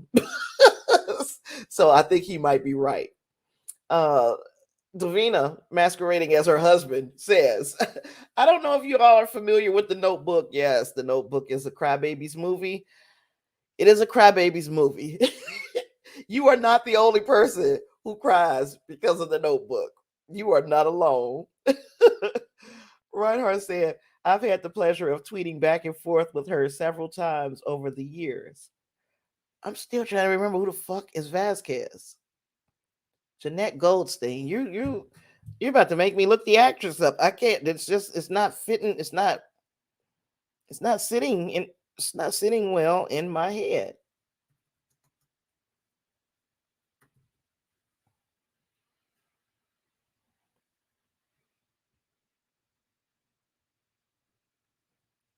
Private Vasquez. If all these damn notifications would go away, I might be able to see the screen. Oh, from the science fiction horror action film Aliens. Okay. Okay, so she is going to be in what now? Oh, on Titan. She was in Titanic. Okay. Oh my God, Beaches. Lysandra says she cries when she watches Beaches. You ain't by yourself. Beach has been making me cry for about 20, 30 years now. Shucks. And Reinhardt says in Alien, she was the kick ass machine. Yeah, I mean, the kick ass Marine. Yeah, I mean, yeah, I figured it out. It took me a little minute, but I got it. I got it, Reinhardt. So, yeah. Um, Davina, since you are asking about Black movie trivia, I guess I'll open up my magic folder here and see what question I can pull out. As a matter of fact, I might have one that I don't have a slide made up for, because I think I've already asked you all the ones that I had the little slides made up for. So let's see if I could come up with one right here. And I said an easy one, right? Now, right now, as it stands, I believe it was where's my paper? I had this written down. When I tell y'all, I always have a piece of paper right here. I write down stuff that was going on throughout the stream, and then I move around for the whole week and lose that piece of paper. I put a different piece of paper right here. So I never have my little handwritten notes. I don't remember who was in the lead. I have it written down. I know Clarence won the first round of Black Media Trivia, but we had Davina and Clarence were both on the board for this second round, and I can't remember. I have to find it. Um, did I already ask this question? Hmm, I can't remember if I already asked this one. If that's the case, though, then I'm gonna have to ask a lot. I'm gonna have to come up with about a lot more questions. Um, here's your question. Here's your question. How many Black women have won Best Actress at the Academy Awards? Again, you can answer that question right here in the broadcast by using a super chat. If you don't answer in the broadcast, I'm going to need you to email me. I am going to make a little banner right now with the email address, because I don't want the answer to be on our Facebook page anymore, because then I can award more than one person a point, uh, and they can get more people involved, because it looked like it looked like Davina was going to run away with that first round, and Clarence came in and swooped up 5 bonus points, which put him in the lead. In fact, it was for the win. Sinister dot media dot net work net. Oops, I got too many dots in there.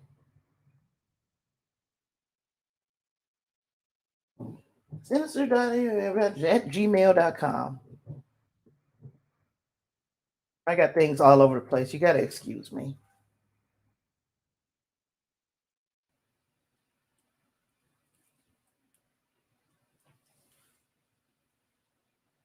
So that's the email address. In any other way, I am accepting during the stream as a super chat. And Lysandra, girl, you gonna stop. You gonna start making your super chat smaller. I ain't never told nobody that you giving me too much money, but you giving me too much money. 19, no. How many black women have won Best Actress at the Academy Awards? 19 is was a high guess. Does anybody else have a guess? I'm not giving the answer in this chat. I just won't. Um,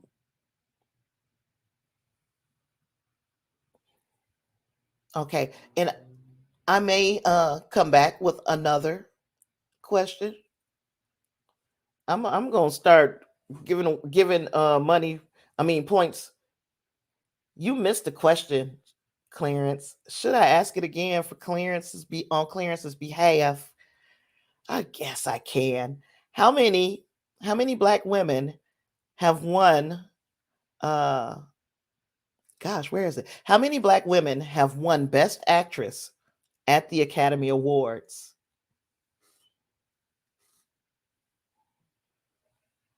How many black women have won Best Actress at the Academy Awards? And what was I going to say? We talked about everything I wanted to talk about. While you guys are mulling that over, do you mind if I step away and take care of this little thing that I have to take care of? And I promise you, it's not going to take me the full 10 minutes. It's going to take me just a couple of minutes, and I'll come back because I'm enjoying today. Unless you guys are ready to call it one. If you guys are ready to call it one, we could call it one. But if not, I want to come back and chat a little bit more. Um, you guys let me know. You guys let me know. Not many is correct. Unfortunately, I'm looking for a specific answer. Specific. And I'm gonna be right back. Now look, don't just be throwing numbers out there because eventually you're gonna be right. You know what I mean? So give it some thought. Use your thumbs if you have to. I'm not telling you guys that you can't use your thumbs. Use your thumbs if you must.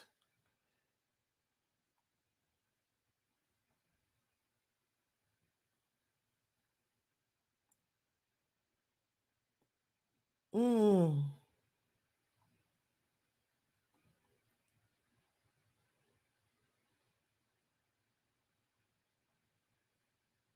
Use your thumbs. Clarence, you back at the bar.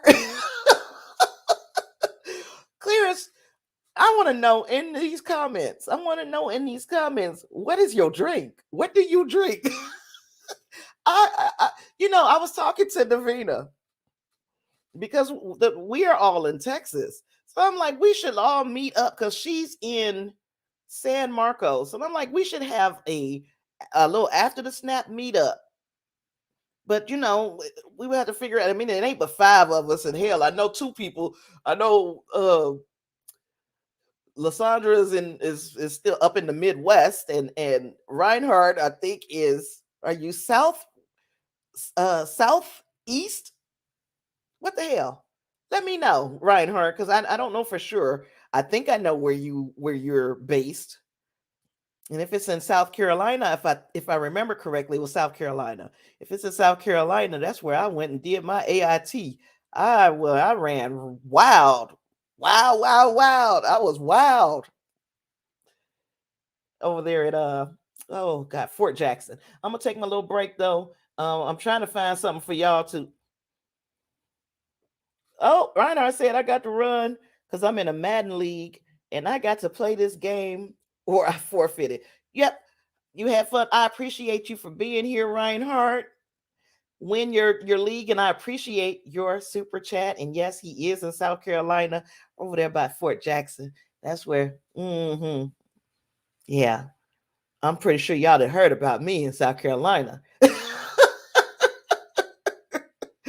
Oh gosh, I'm trying to see if I can put something on for y'all to see instead of this empty chair. So let me run and take a quick little.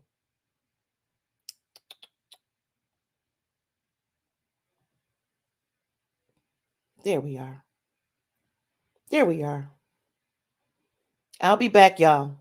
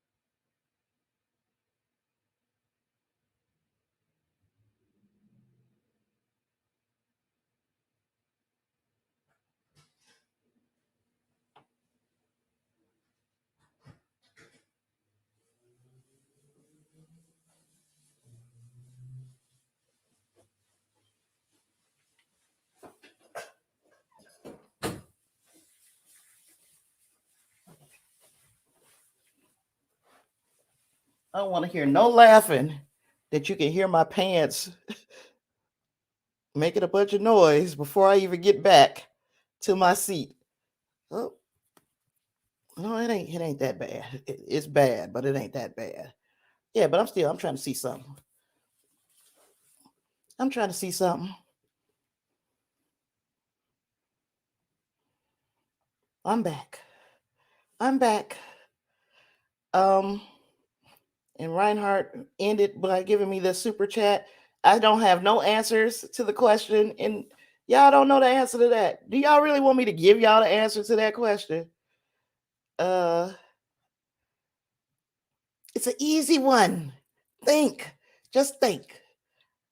How many times have you heard a person, a black woman, winning an Academy Award?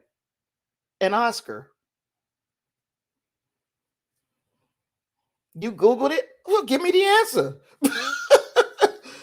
Oh, oh, yeah. See, D beat you. D said, while you talking about it, she gonna be about it. One, one out of all the iconic black actresses that have graced the silver screen, only one has won an Academy Award, and uh, only one has won an Academy Award, and that was Holly Berry for Monsters Ball way back in 2002. So, and Angus was wishing good luck to our friend Reinhardt in his Madden League game. Hopefully he wins. He said he got to play this game or he gonna forfeit.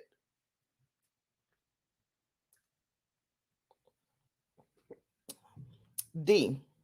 When we were talking this morning, I made a big, stupid, dumb cup of coffee. This coffee is still sitting here, and it is still hot. That is a good ass cup. Oh, and Clarence said horrible film, by the way. Yes, yes, yes, it was. And it was probably the worst. You know, I'm happy. Hey, yay, somebody won. But the movie that she won it for was, it was questionable. It was questionable.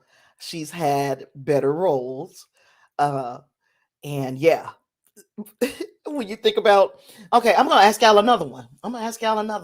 I don't have a slide made up for it because, of course, like I said, y'all I had a choice to be cute today or to get them slides ready. And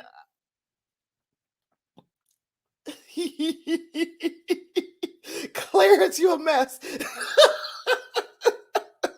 I I don't think I watched it like that. Like, I get uncomfortable, and I should have known that. You know what? I'm not even about to go into it, but I should have known that I had like a issue because it made me extremely uncomfortable. Extremely uncomfortable. It even made me uncomfortable. Remember that one scene when Harry met Sally and they sit in the diner and she like fakes that O. Even that made me uncomfortable, and I'm like, oh, pearls, my pearls, because and yeah, by this time, of course, that I had already played that little game, that the same game that she pretended to be playing. So I should have known something was different about me way back then. Oh, eh, D said I didn't watch the movie at all. Some movies you just have to give it an opportunity, but that was kind of that was wild. That was wild. um, Let me see. So I hopefully Reinhardt wins. Uh, if you guys ever have comments, questions, show ideas, anything like that, you see my email address going across the bottom of the screen. So use that.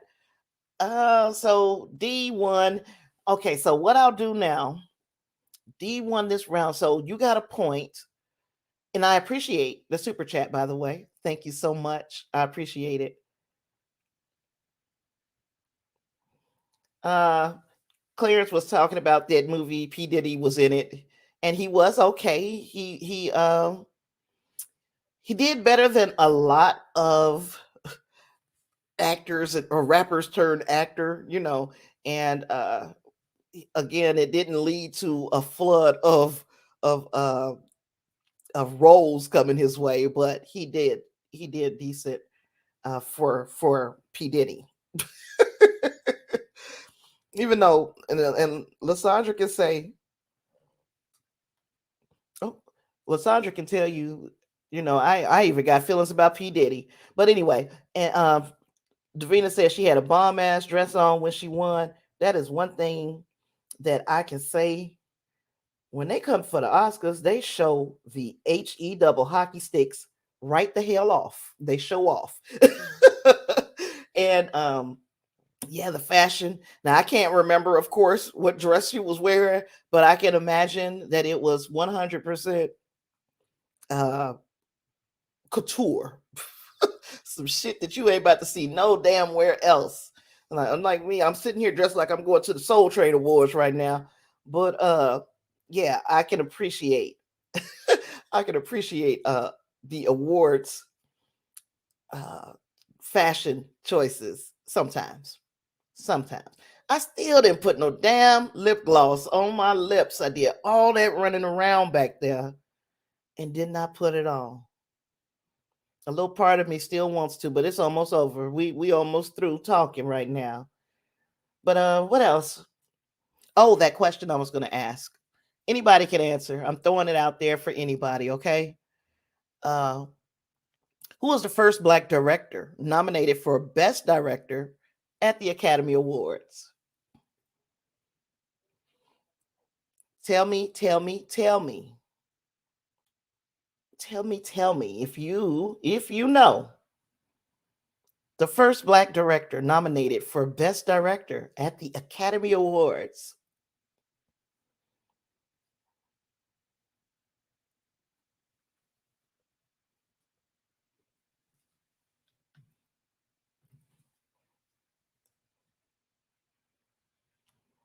And then, I mean, after that, I'm gonna ask one more.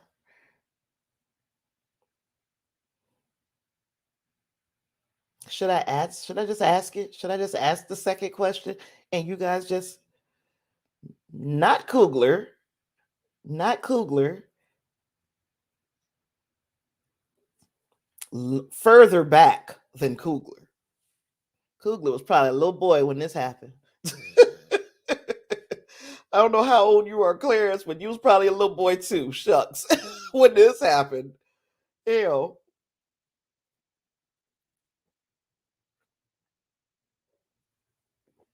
There you go. Davina masquerading as her husband, John Singleton. He was the first nominated for for boys for Boys in the Hood. He was the first black director nominated. Now, my next question is um who was the youngest black director nominated for an Academy Award? Who was the youngest black director nominated for an Academy Award?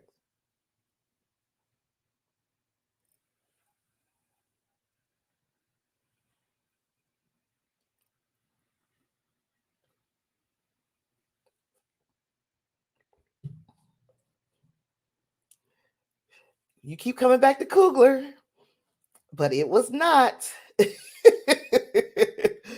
Oh gosh, not Coogler. The youngest black director. The youngest director, period. He was the youngest director, period. And I just gave you a hint. But yeah, this person was the youngest director, period, to ever be nominated for a an Academy Award.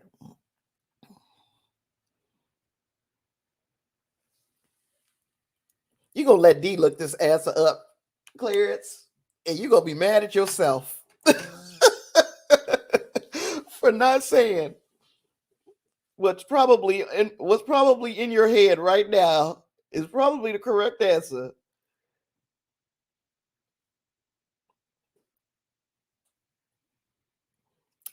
We got a robbery. Uh, Angus Angus Osano said Florence Kasuma was robbed at the awards. Yeah, you should get a point just for that. But the answer was John Singleton. John Singleton was the first black director, and he was also the youngest director. Period. He was 24 years old. 24. And it was for Boys in the Hood, not Baby Boy. But yeah, he was 24 years old when he was nominated for Boys in the Hood. and he lost. Um, here's one. This is a harder one. This is a harder question. So you know what? D has answered two here. I'm thinking that probably either puts her, that's got to put her in the lead because I had only asked two questions. So it's got to put her in the lead somehow. But what was I gonna say? What was I gonna say? Oh, this question, because it's harder, it took until the 90s, and yeah, and he didn't even win. Took until the 90s to be nominated. And again, it is always a very divisive kind of movie. Not saying, I could relate to Boys in the Hood because of the era that it was in. But it's always kind of a divisive movie when you get these high honors in Hollywood for Black people. Not all the time, but in the beginning, when they first started rolling these things out for us, it always was kind of a negative view of Blacks. And Clarence said, I thought it would have been Sidney Poitier or somebody. You would think, even as far as best actor periods, I'm gonna have to look it up to be 100% sure. I don't want to pass out no bad information. Keep that and tuck that away, because that might come back as a future question. Not even Van Peebles. Nope. Nobody. No, no, no, no.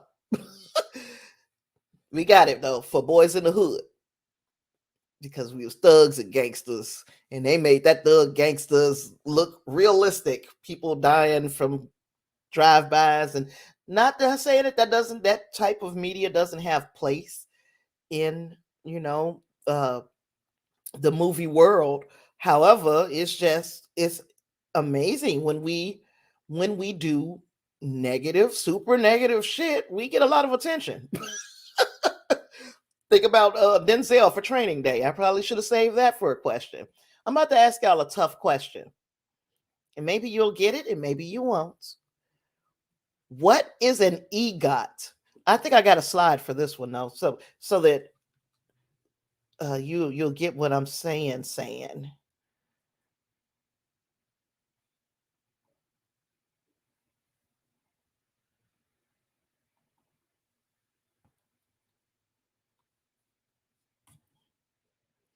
I'm trying to make sure I got it. I don't. Let's see. Damn, I can't see this crap.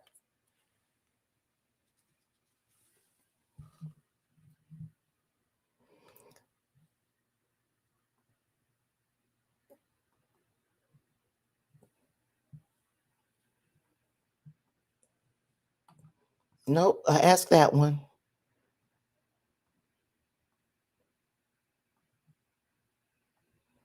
And I mean, it's a tough question, but I can't find the slide.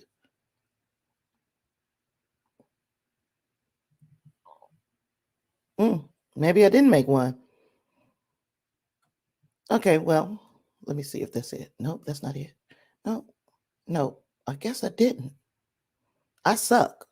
Um, I'm gonna put it in on the banner then, because I want you guys to get the whole context. And sometimes I'm aware that I don't speak of as clearly as I hope all the time. So I want to make sure that you guys at least have an opportunity to get this right, instead of me stumbling over my words.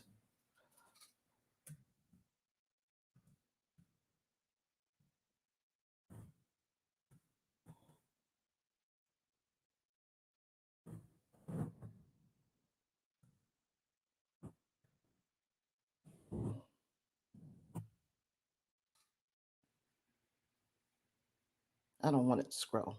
You guys ready for the question? Here it comes. It's coming. What is an EGOT and how many are black? What is an EGOT and how many are black? We're going to find out. We're going to find out whose fingers is quicker.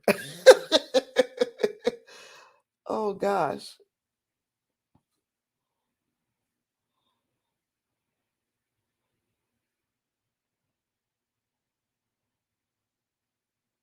Okay, how many are black? I see. Not a ergot, Angus. It's an EGOT, and the an EGOT. Uh, Davina has half of the answer.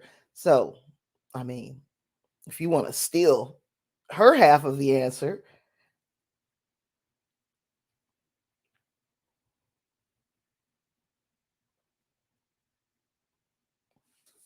she got half of the answer.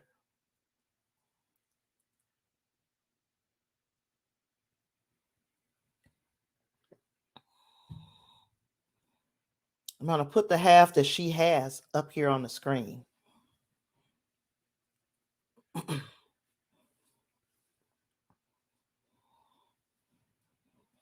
Now, when you think about that, Emmy, Grammy, Oscar, Tony, that narrows things down quite a bit. Ain't too many people done this.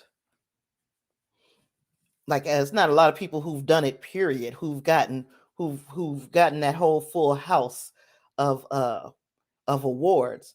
No, Davina, 6 is incorrect. Look at Clarence, if that ain't the safest damn answer, but it's not correct. But I guess you want to say, shoot, if you're first, let's go to Will because he's done everything. He doesn't have an Oscar yet, and I don't think he has a Tony just yet. But he got that Emmy and that Grammy sewn up. It's not Jennifer Hudson. She is close. Whoopi Goldberg is 1. And I told you this is a tough question because that second person who is an EGOT is that second person is a whole hell of a lot tougher to guess. You wouldn't think this person, a male, you wouldn't think this man would have amassed all of these awards in the short amount of time. He's been around for a while, but it's a short amount of time for the considering his age and how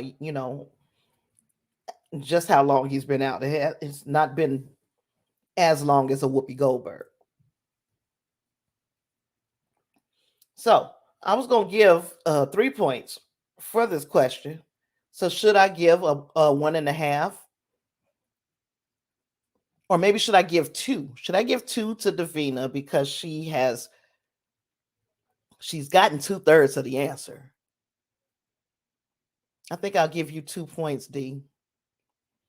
You got 2/3 of the answer.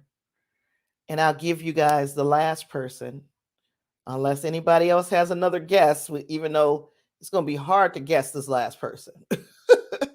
It is a tough question. The last person, Davina got it. John Legend. It is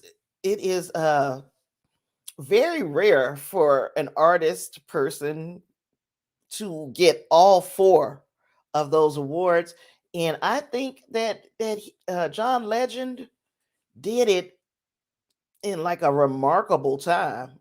I couldn't believe that he had all of them. I did not. The thing that and it is all because of his music, Clarence. His Oscars were all because of his music. And that's what I was going to say. You don't see his face on much.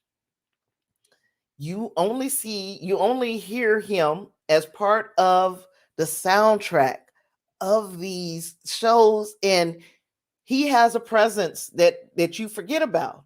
I thought, I'm trying to remember, I think one of the songs was for Selma.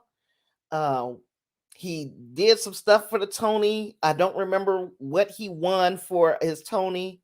Of course, we know that he has multiple Emmys and multiple Grammys.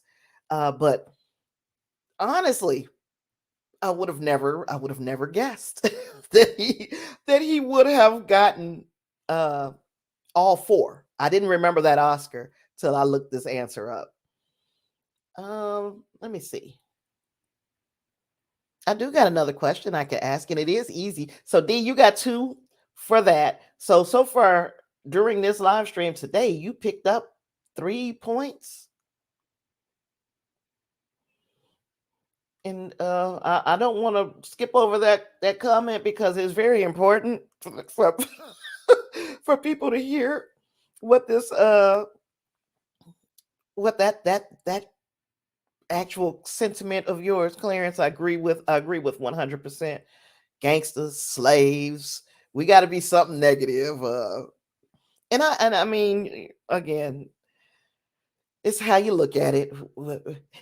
At least we're invited. It's an honor just to be nominated, is what they always say, and I always repeat it. It's an honor just to be nominated. um, Easy question. I'm about to toss out there. Anybody can guess it. Um, what was Jordan Peele's first feature film? What was Jordan Peele's first feature film? I gotta write this down. Deedon picked up 2 points, and I always write it down on the piece of paper that's closest to me, and then that piece of paper disappears, and then I be forgetting. But I've got the other piece of paper. I know where it is. It's just a matter of it not being where I needed it.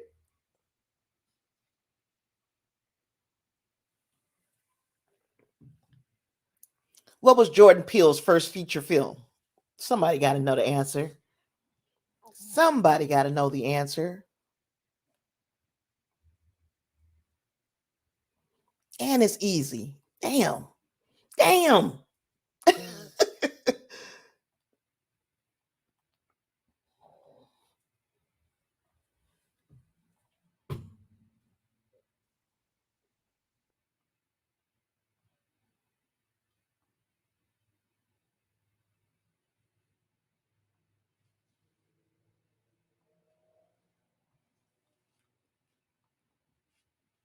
Nobody. Nobody. I'm gonna turn the. Good job, Clarence. Good job. It was Get Out. Yep, the first time that he decided to, I'm going to put this wide release film out, it was Get Out. And that film uh it made a little noise. That was one that was nominated for an Oscar. Oh no, the Jordan Peele first feature film was Get Out. Get Out. Now, I don't even think Jordan Peele was attached to Precious, but you know what? No, because we asked that question last week. That would be too easy. Precious. How did y'all feel about that movie? Now, I read the book, and if you ever want to be prepared for horrific stuff that these movies that are based on books, read the book first. Because the book, if you thought the movie was damaging, the book would gut you. So, I read the book, and then a couple years later, they was like announcing that this movie was coming out.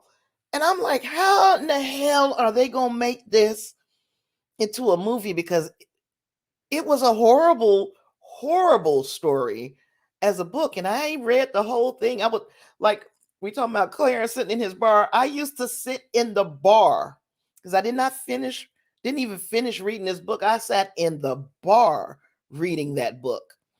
And people were like, "What are you reading? What are you reading?" I got a lot of attention for being a person who read at the bar. And yeah, that movie was I didn't hate it, but god damn if it didn't make me hate Monique. Like I legitimately had my stomach turned seeing her for a little while after that. It was just like she did too well. And I'm wondering uh if she channeled something that truly happened to her because she played that role as this evil mother, just evil. She played it too well. It almost makes me think, and I know I'm going off on a true crime tangent for just a second. It almost makes me think of that mother here in Houston who they found those children in that apartment. They had been there for a year, over a year, with their brother's remains while the mother and her boyfriend lived across town. And one of the things that was said was like, this woman is so flippin' stupid that they asked her, why did you leave your children in that apartment by themselves? And she said, I went to go see them every 2 weeks. And it made me want to be like to my son, like, Quinn, can I borrow your car so I could drive down here and punch this lady dead in her pie hole? How does that make sense? You got a 15-year-old or a 14 or 15-year-old, a 10-year-old, and a 7-year-old, along with your deceased 9-year-old's body in an apartment. So the living children are 15, 10, and 7. You living in a nice, decent apartment. You got them in an apartment with no power, no food, a dead body, roaches. And when people ask you why you did it, you said you went to see them every 2 weeks. It's people like that. I really I want to punch this lady right in her flipping mouth for even letting that be what she thought was going to save her life. The one comment that she could have said. Then she said she didn't know her other child was dead. How how are you a mother who goes to see her children every 2 weeks? How do you know? How do you not realize, hey, I haven't seen one of my kids in a while, like a year? You know what I'm saying? How do you, I, it really, that case made me think of Precious simply because you got to have the worst mother ever. The worst mother ever. Real life flowers in the attic. You are so correct. But I can't believe in 2021 a child could be dead for a year and nobody realizes it. Nobody says, I haven't seen little so and so in such a long time. I I cannot. It was such a terrible story. It's still ongoing, of course, but again, I don't drive too many places. I don't go too far. But I'll go down to that jail and I will take my chances in whooping that lady's ass because of what she did to them children. And D says, trying to keep a man. He ain't no man. Because number one, he's the person who killed the child. So um I don't classify a person who would kill a child as a man. Number one, you kick and stomp a child to death. And just like you said, D, she trying to hold on to him with both hands. He has killed your child. But okay, yeah, I know I'm not supposed to go into true crime territory.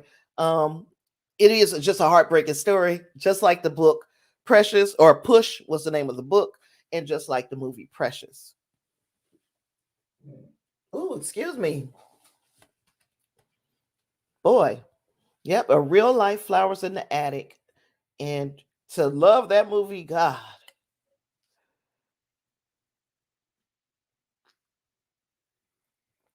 I can't believe this coffee's still hot. I am not playing. But yeah, I have been going for 2.5 hours here today. If you guys don't have anything else, I'm here. I'm down to talk for as long as you guys are, but it's starting to get a little quiet. And I'm wondering if everybody is ready to move on with their day.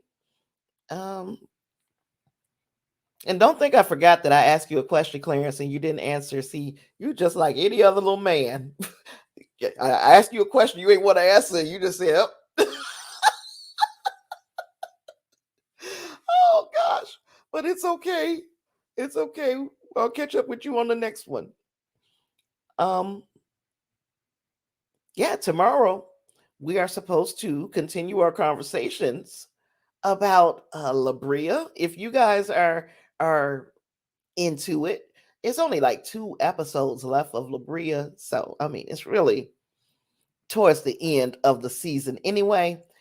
So we're going to be discussing also Star Trek Prodigy tomorrow on the live stream, uh, episode 2, and oh no, I'm sorry, episode 3, because the first episode was episodes 1 and 2, and now we're at episode 3. And I went to the Discord, Clarence and them Discord on after the first episode, and I was asking, hey, do you think we'll see a fall off when it has to go to like that 30-minute, that 20 something minute time period for an episode? Do you think we'll notice a fall off or anything? And I guess we agreed that we hope not. And let me say that it was not a disappointment to me. I'm going to talk about it at length tomorrow, but they have knocked it out the park 2 weeks in a row. So I'm starting to have faith in these writers.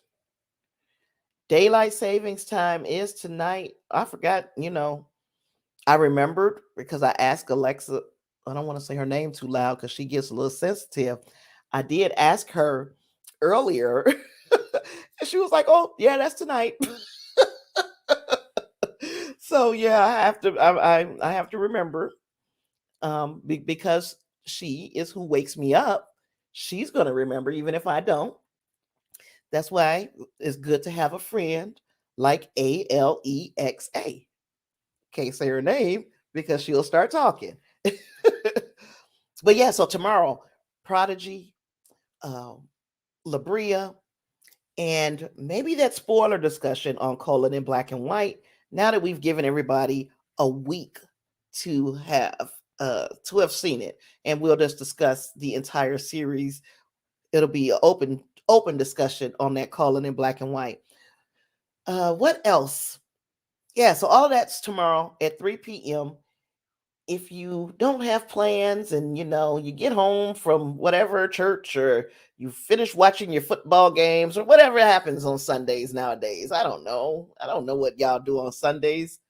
um you can hang out with me for a little while, and we will discuss those streaming series and movies. We're going to talk about what we'll be adding, because some stuff is getting added, of course. Anytime you take something away, and we'll be taking away Colon in Black and White, and very soon La Brea, but we'll be adding other things. So, and you guys can tell me what you are most interested in discussing, and we can make this, kind of a collaborative effort. Did anybody want to talk about spoiler Marvel's Eternal stuff?